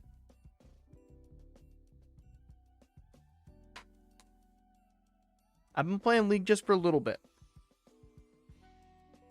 Every role. Been playing since it launched on disc. My friend's older brother was playing the beta, and we all got into it. I have been to League of Legends Worlds a few times. And then I was actually very close friends with a couple of professional players. I got to also befriend some of the managers for some of the teams, specifically the TSM manager back from Season 4 to Season 6. I used to work full-time for League of Legends YouTubers in college. I helped edit and do music. So yeah. By the way, I'm only 28. I turned 29 this month. I'm not like an old head or anything. Like, I'm not unk status. Well, no, I am an uncle. I have 3 nephew and niece.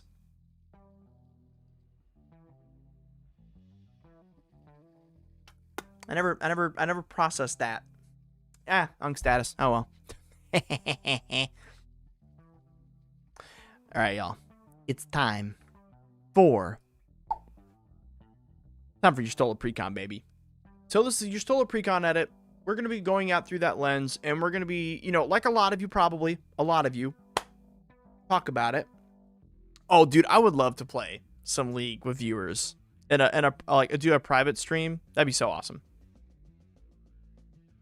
So sad stack, I did graduate high school a year early, and I only did a year and a half of college, and then instantly went into work because I got lucky with a job. So I've been like adulting for a long time. I've also been married 6 years.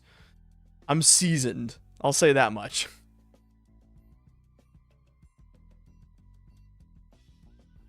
Yeah, let's do some League of Legends nights on the Discord soon. That'd be fun. I don't get to play it often. Wait, what in the world? Wait.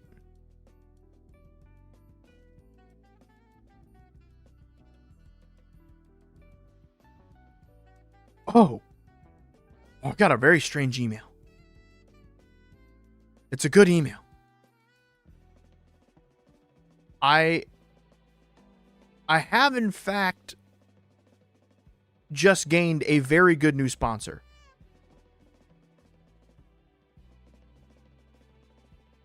That's exciting. I don't know if I'm allowed to talk about it yet, but I have. That's awesome. There's a local game store, not local to me, but a local game store that's sponsoring me now. I'll say that much. That is awesome. Woo! Did they finally reach you about your car's extended warranty? No, but my insurance guy has been texting me a lot, and I keep forgetting to finish doing my insurance paperwork because I own a business, and it's probably good that I buy my own life insurance. Thank you. Yeah, I'm excited. That'll be a good sponsorship for the channel because it's actually useful for the people that watch it instead of, you guys want Raycon? Your buds?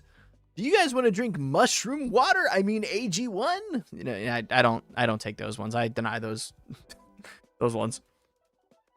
Okay. This person clearly likes this deck due to it being all full art. Big respect. Ooh, the snappy. Ooh. Yeah, exactly. Okay. I'm liking this. Because we're going more thematic here. This is an upgraded precon. Dig Through Time, Endwalker, Chromatic Lantern. Okay, good. We're at 38 lands. Okay, I know what this deck needs. 100%. We're at 13 artifacts, 11 of which all make them mana. Technically speaking, this Archaeomancer's map does also make you mana, technically speaking. Which also, Archaeomancer's map used to be a very expensive card. It got reprinted into the ground. That's a great thing. It should have been a cheap card to begin with. This deck needs a few things. And it has some of them. But to make it more enjoyable for this person, we're going to go for 3 less. So it needs 3 less lands. Take out.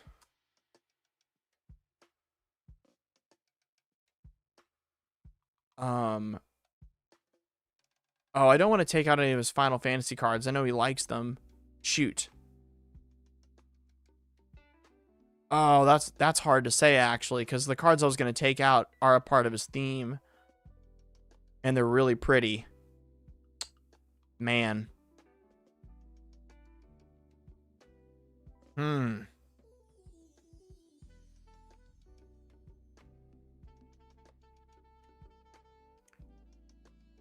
I'm going to say we're taking out Helm. No. Oh my gosh, that's a hard call. That's a hard call. I think we're just taking out the 3 lands because I don't want to screw up their theme. 3 less lands and put in Treasure Cruise.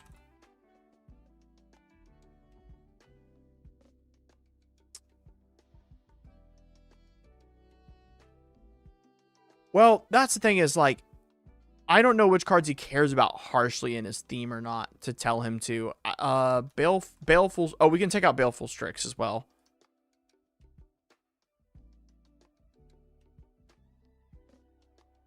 Put in treasure. No, you want You want Baleful. Yeah, take out 3 lands. You want Treasure Cruise, Windfall, and probably. Oh my gosh. Frantic Search. Yeah, 100%. That'll help this deck a ton. And then choose 2 cards you don't like. Don't want to screw up your theme. For Blood Chief's Ascension. So what this card will do, Blood Chief's Ascension, are whenever someone is dealt 2 damage, which is what the commander does, you put a counter on it. And then when there's 3 counters on this card, whenever a card enters your opponent's graveyard, so whenever they cast anything or something dies, they'll take 2 damage and you gain 2 life. So that'll be really helpful. And so the reason we're taking out three lands is because this already has 38 lands. So going down to 35 is already okay. But it has 10 cards that make mana in the artifact section. So he's already making a ton of mana outside of his lands on top of that. So he's got plenty. So as long as we replace those lands with card draw effects to get more cards, he'll run into no land issues and see more spells, which will be better for him. So choose 2 cards you don't like and take out and put in Blood Chief's Ascension so you can deal more damage, like what Y'shtola does, and Kambal, Chief of Compliance. Right? Is that? No, that's Baral. What's Kambal's full name?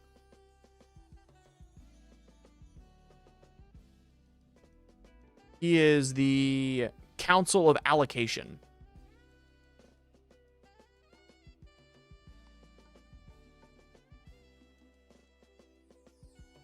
Okay.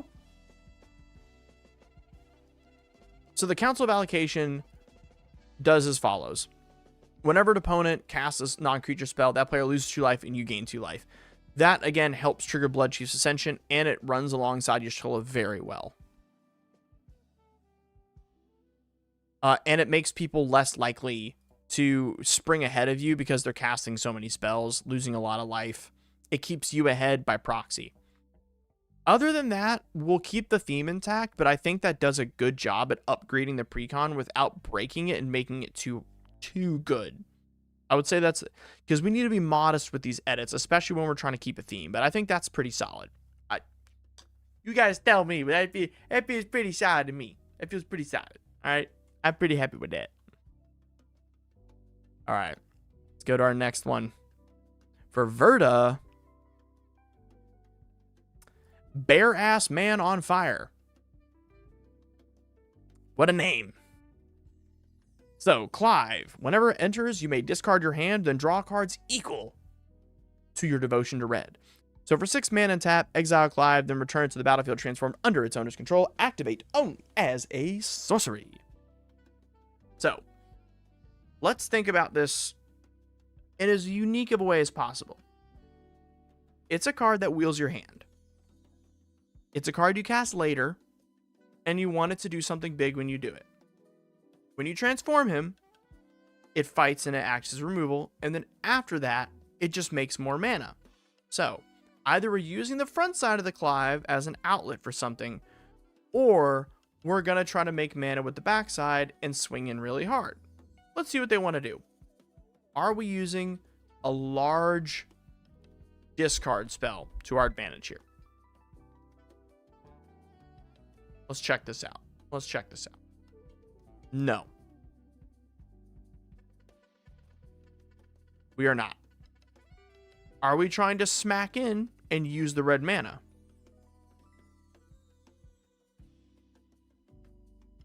Underworld Breach.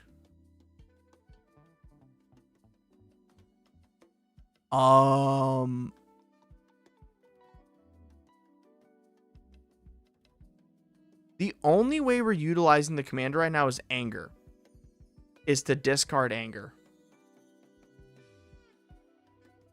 And we also have other cards that also care about devotion.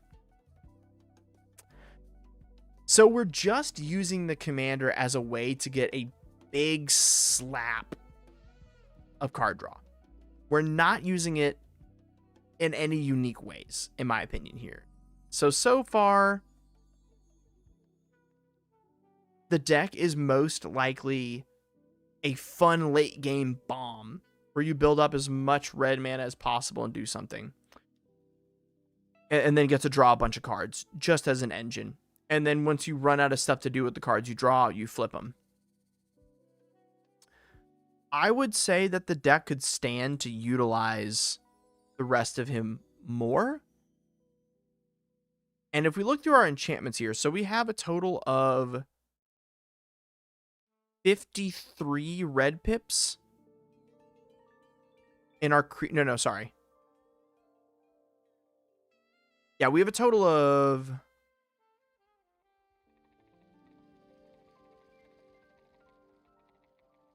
We have a total of 47 red pips on our creatures. And we have a total of 13 in our enchantments. What's up, everybody? Deaf Wife is in the chat. Let's all say hello to Deaf Wife. Hey, honey, how you doing? So, for a deck that cares about devotion, we are looking at a total devotion of only 62. I think that's enough. I think that's enough. That's good numbers. I don't think they need to stretch to get that higher. That's good. We out here reviewing decks. We got 24 minutes left in the stream before I got to go take the doggo over to the vet. And we're about to get a little funky, if I may say so myself. Like I said earlier, we're using it as big bomb, put things in graveyard. Right? Right, y'all? What if the things in the graveyard benefited us more? That's what I'm thinking. So let's put a little Past in Flames plus, if I'm not mistaken, we're not running it, Chandra's Ignition.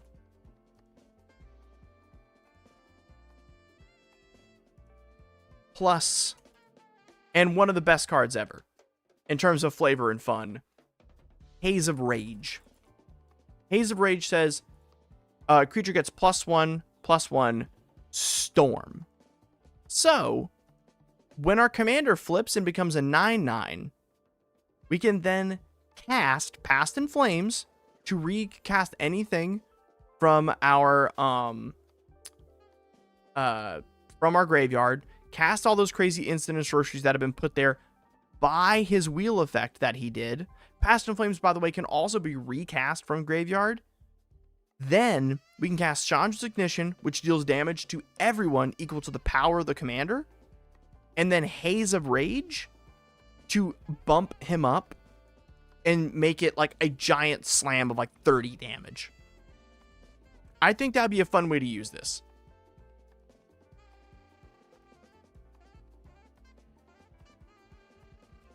And you just don't need Underworld Breach as a result, but it's still a great card and you should put it in because it's Underworld Breach. It's insanely good. After that, if we're really looking for something to dump the mana into here in the mono red world,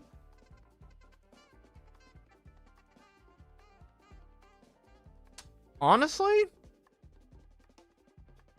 there's a lot of big X spells on my brain right now, but I don't think they need it. I think they're already loving life. Yeah, bulk up, go burr. Exactly. I think they're loving life already. They're enjoying the discard with Glittenhorn. That's one I missed. There you go. There's one thing that helps out. Not too bad. Oh, dude, sad sack. I'm so happy. Go Adult. Thank you so much, man. Glad to see you. Excited to hear you on Discord. Talk to you later, brother. We got Molten Duplication. So here's my final comment on this deck. we have a lot of cards that work with our engines. The effects that damage based on discard or cards in graveyard. I would suggest cards I listed below that allow you to utilize the graveyard more. That way you are able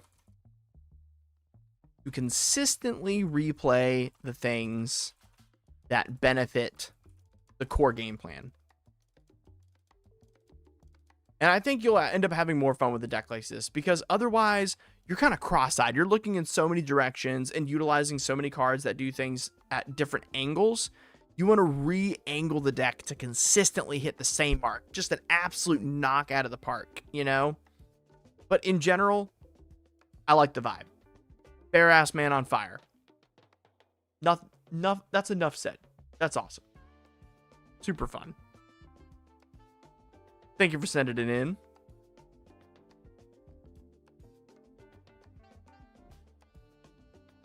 The Boat Binter. I don't know if that word is a good word or not that I just said out loud, or if that's a real word. I hope I don't get banned. We're going for Malcolm Vial Smasher, and this is CEDH. If you guys don't know this, one of the best pilots of this deck is Lillian Drake. She's a wonderful person. She's local to us. I think she just graduated from law school, if I'm not mistaken, while she's married with kids. And pregnant, if I'm not mistaken. Lillian's awesome. She does such a great job. So if you're looking to get more on this list outside of what I can provide, Lillian's a great resource. Really great person. Her husband's awesome. So we're talking CDH now. If you guys here don't play CDH, do not worry. This is going to be a lot more fun to look at than you may think or know. This list is called Grixis Pirates.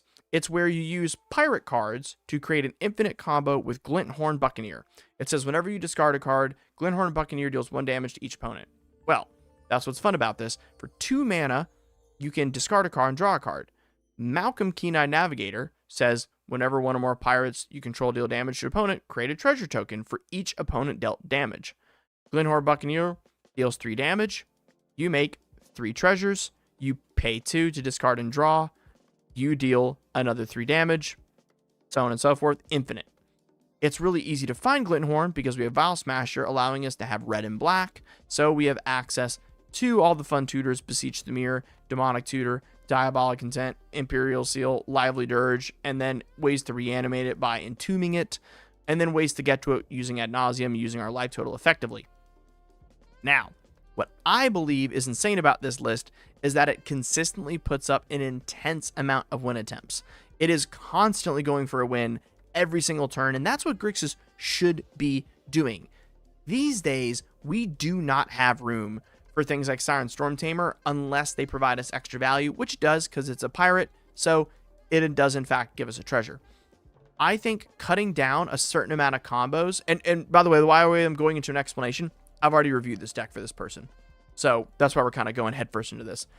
The best way to play a deck like this is to full launch every turn a combo. Every turn, because you're going to have the mana for it from Malcolm. And there was a couple times where these lists used to just be called mulling for Malcolm, but that's when it was Malcolm plus Tymna. These days, with red in it, you don't have to mulligan for Malcolm because there are better turn 1 plays within the red-black combo. But normally this deck used to be all about hitting Malcolm on turn 1, getting those treasures started, getting to Ad Nauseam fast. So if you're interested in playing a deck that puts up a win attempt every single turn and still does traditional commander stuff, highly suggest this list. Highly suggest it. Very fun list. All right, did we do this one yet? Yes, we also already finished this list. We can go ahead and send that one off.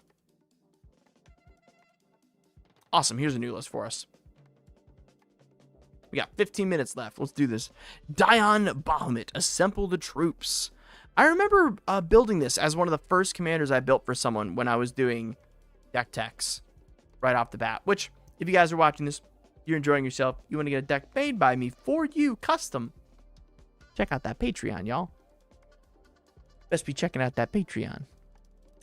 So, Dion Bahamut's dominant has a backside that says, put a +1/+1 counter on each creature you control, and they gain flying till end of turn. That is the important part of this card. We're going to be making as many of those creature tokens as possible.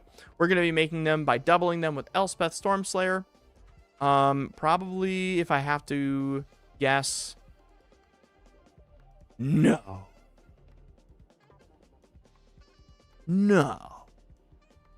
Is this a budget list? No Anointed Procession? If you have the budget, go get yourself Anointed Procession, Oger Tack, and Mondrak. Those all triple and or double the tokens you make. Those are like bread and butter for these lists. Those are like paramount. And then we're going to make them all fly and smack people. It is very fun to make things flying in Commander, because not enough people take care of that. That is very important. And then outside of this, sometimes it can be a little frustrating to try to flip Dion because he does have to tap in order to do it. So I like to have a backup of my Commander all the time. So Moonshaker Cavalry will make all of our creatures bigger and basically do what Dion wants. I think it also gives them flying, if I'm not mistaken. I'm pretty sure he's basically Moonshaker Cavalry on a stick. I'm pretty sure it gives them all plus something, and flying. Yeah, they all gain flying and +X. Yeah, he's basically Moonshaker Cavalry on a stick. Yeah, definitely do that. I like the connection that you have with keeping up with Knights. I love the Guardian of Faith. I love the Basri Lieutenant. What an awesome card, by the way. Basri is so much fun and limited. The Battle Angels of Tyr, Tyr, getting able to go in and get card draw. Good protection. Pearl Medallion, Wind Crystal. Auto includes. Love to see it. We've got good mana resourcing. Good ramp. We're at 34 lands with 3 MDFCs. History of Benalia. This man knows ball. This man knows ball. Yeah. I'm proud of you. I'm proud of you. This is some solid work here. I think you're missing some of like the core elements of what makes a deck like this really strong. But this is a very solid list. We've been roasting lists all day, and I gotta say this one's airtight. This one's airtight. Other than missing like, which is so weird. It's airtight, but it was missing like the 3 auto includes, which is strange to me. We are a typo list. So another layup here is Herald's Horn. That's not a Herald. Oh, that is Herald's Horn. Okay, cool. No, we do have Herald's Horn. Good. Yeah. 9 out of 10 execution. Proud of you. Yep. Those auto includes, and then you're set to go, my friend. You're set to go. Love it. All right, guys. This is our last roast of the day for Blainimal. Blainimal, are you here, buddy? You ready for your Eddie Brock? Feed the beast. Venom. Eddie Brock. Whenever Eddie Brock enters, return target creature card with mana value 1 or less from your graveyard to the battlefield. For 3 and Jund, which is black, green, red, transform Eddie Brock, activate only as a sorcery, and he turns into Venom Lethal Protector. 3 and our good Jund. Menace, Trample, Haste, the bread and butter of Jund. Whenever Venom attacks, you may sacrifice another creature. If you do, draw X cards. Then you may put a permanent card with mana value X or less from your hand onto the battlefield, where X is the sacrifice creature's mana cost. You do this every single time you attack. If I don't see anti-causal, what's it called? I think it's called anti-causal Vistage. Then he doesn't know ball. If we see it right off the bat, Blainimal, you know ball. I'm ready here, Blainimal. That's my boy. That's my boy. That's my boy right there, baby. He's got the anger to sacrifice to put it in the graveyard to give haste. He's got anti-causal visage. He's got the... And yeah, that's what I'm talking about, baby. Cavern Hoarder Dragon. We got the Bloom Tendies up in here. This the man. If y'all don't know Blainimal, he's a long time supporter of this channel. He's an amazing fellow. Ooh, we rocking the OG Galta. Heck yeah. Wait a minute. Are you running what I think you're running in your artifact section, my good friend? Oh, okay. I would say if you're running the OG Galta, it's time to run a Great Henge. I would say that. You got a lot of creatures on top of that. Great Henge would go biggies here, my man. And then definitely a Beast Whisperer. Yeah. And a Beast Whisperer.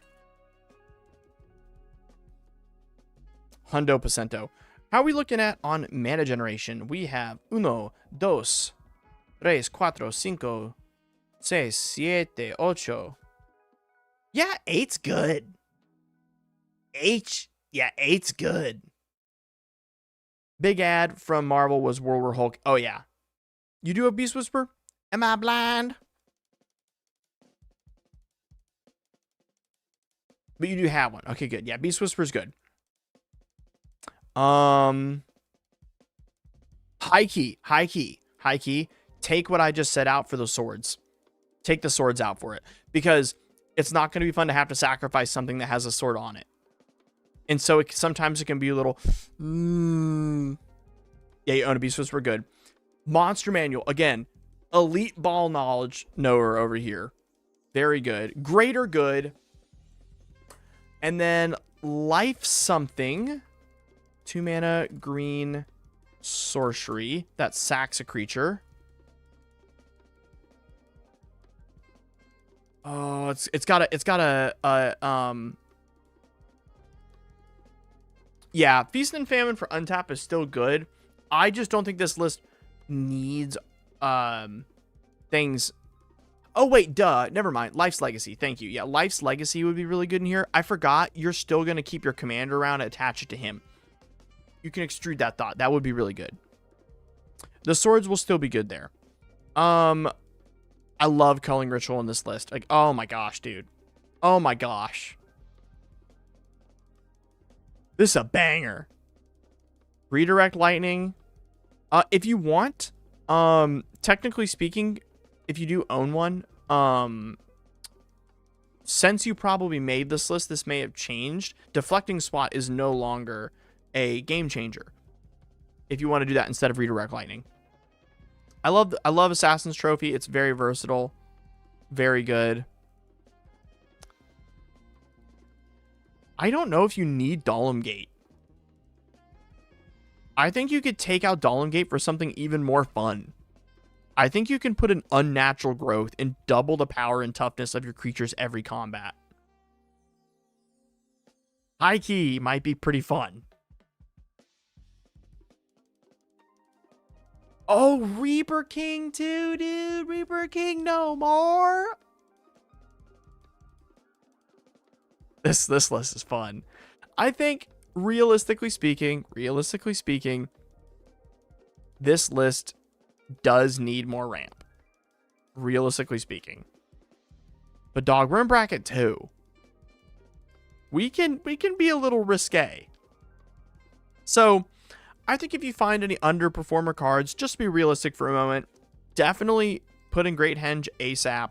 And I would definitely look into getting 3 CMC ramp spells.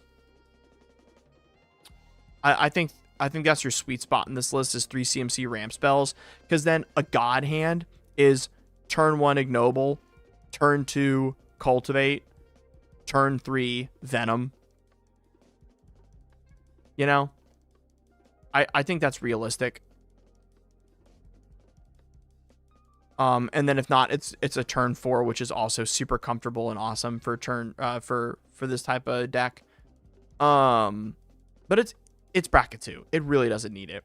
And I think because of how much you get to do already with this list, with Beast Whisper and now Great Henge, you can actually replace Faithless Looting with that. But you're definitely into the point now where I'm not vibe checking your deck. I'm legitimately looking at this going, okay, what are individual cards to switch out? Which is just a great place to be. That's awesome. Last but not least, I would review your creature list. So it's technically bracket 2. By all measures, you have no game changers, no 2-card infinites, and you have no way to chain extra turns. It's going to punch above its weight. For sure. You're punching above weight here. You're going to be able to do more than you think. So I think what your best bet here is, what makes the most sense for you, and what's going to give you the most ability to maneuver a bracket 2 game and not feel overpowering, is to keep it where it is in terms of the if you're going to go for bracket 3, sorry. Let me change that actually. You wanted bracket 3. Okay. If you want bracket 3, then you're going to want to take out cards like Chainer Adept and anything that isn't instantly impactful on enters the battlefield, such as like Vaultborn Tyrant, you know, technically speaking. And you're going to want to put in a couple more 1 CMC Mana Dorks and at least 4 3 CMC ramp spells. You can take out 1 land to do that. Dahlem Gate, Reaver Cleaver, Light and Shadow, Redirect Lightning, Faithless Looting, and 6. I think that is the pick. I think that's the picks. And you put in more 1 mana Dorks and at least 4 3 CMC ram spells. And I think you're good to go. I think that'll be bracket 3. Then after that, play it as is. And you're going to want to put in 3 game changers to make sure it's keeping up with your friends. If it's already keeping up, don't throw in the game changers because it could get to the point where it's like dominating your friends too much. But if you do want to put them in, you want Jessica's Will, Cradle, obviously proxy it, Gaia's Cradle, and I'm gonna say Sylvan Library is not a game changer, right?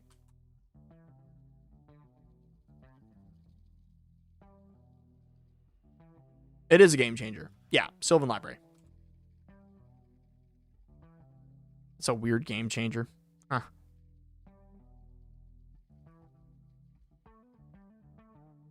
Is that really a game changer? I don't believe it.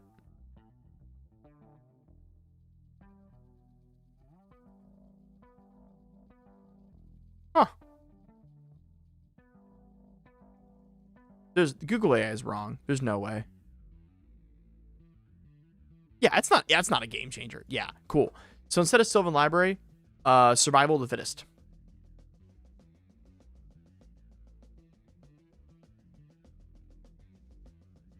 Yeah, for sure. Okay, guys, I got to cut today 30 minutes short because I need to take my dog to the vet. Thank you so much for watching. Thank you for being here for Roast Day. We're officially done with all the roasts. Now we're on to decks again next week. I hope you guys have a wonderful 4th of July. I hope you have a wonderful weekend. Thank you so much for tuning in. Thank you guys for supporting me. If you guys like the stream and you guys really want to support me, please go over to the Patreon. It helps me a lot. Thank you for watching. We'll see you guys very soon. God bless you guys. Love you. Have a great day. Bye-bye. Bye-bye.